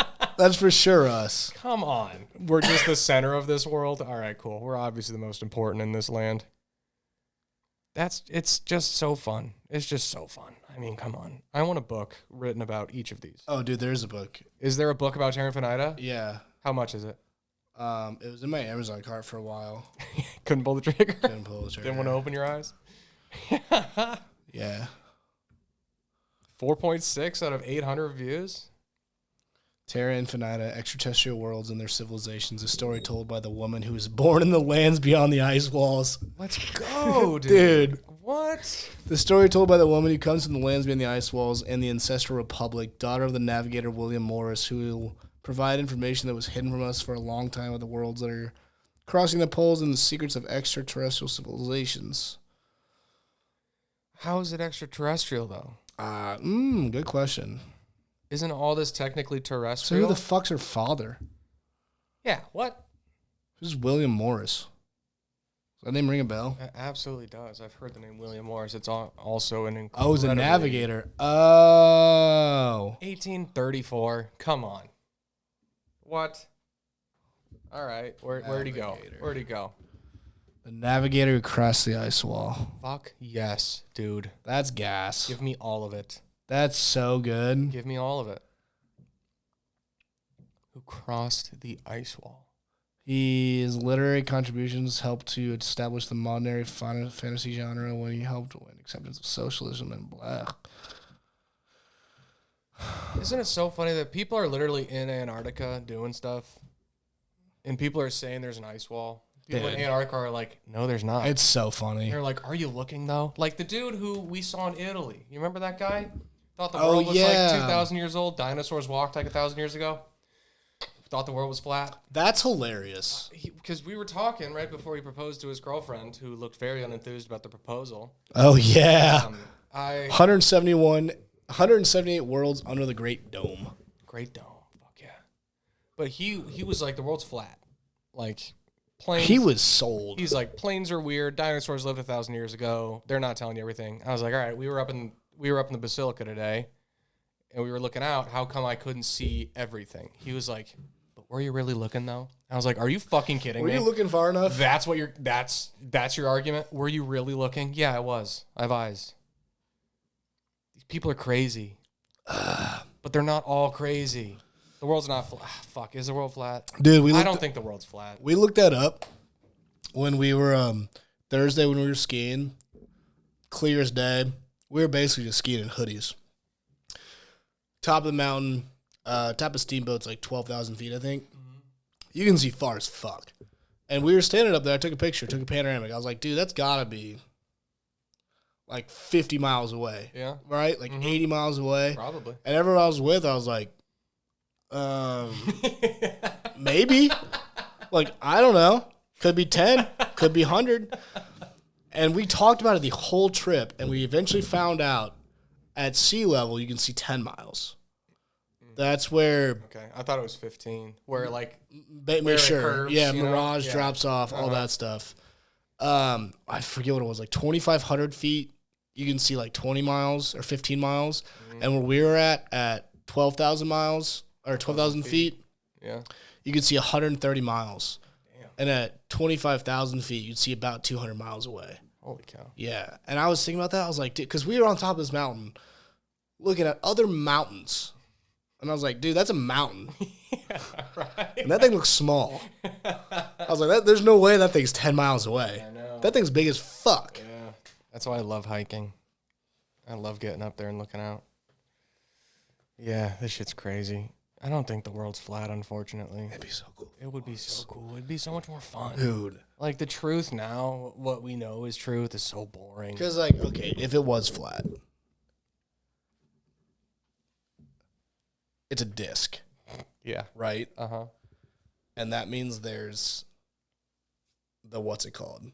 The dome? Not the fabric. What word am I looking for?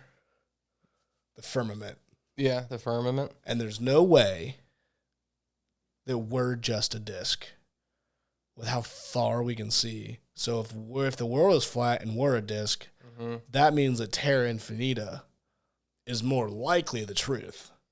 And that's way more fun. Yeah. If the earth is flat, Terra Infinita is a fact. Right? Yeah, that's true. Yeah. That makes sense in my mind.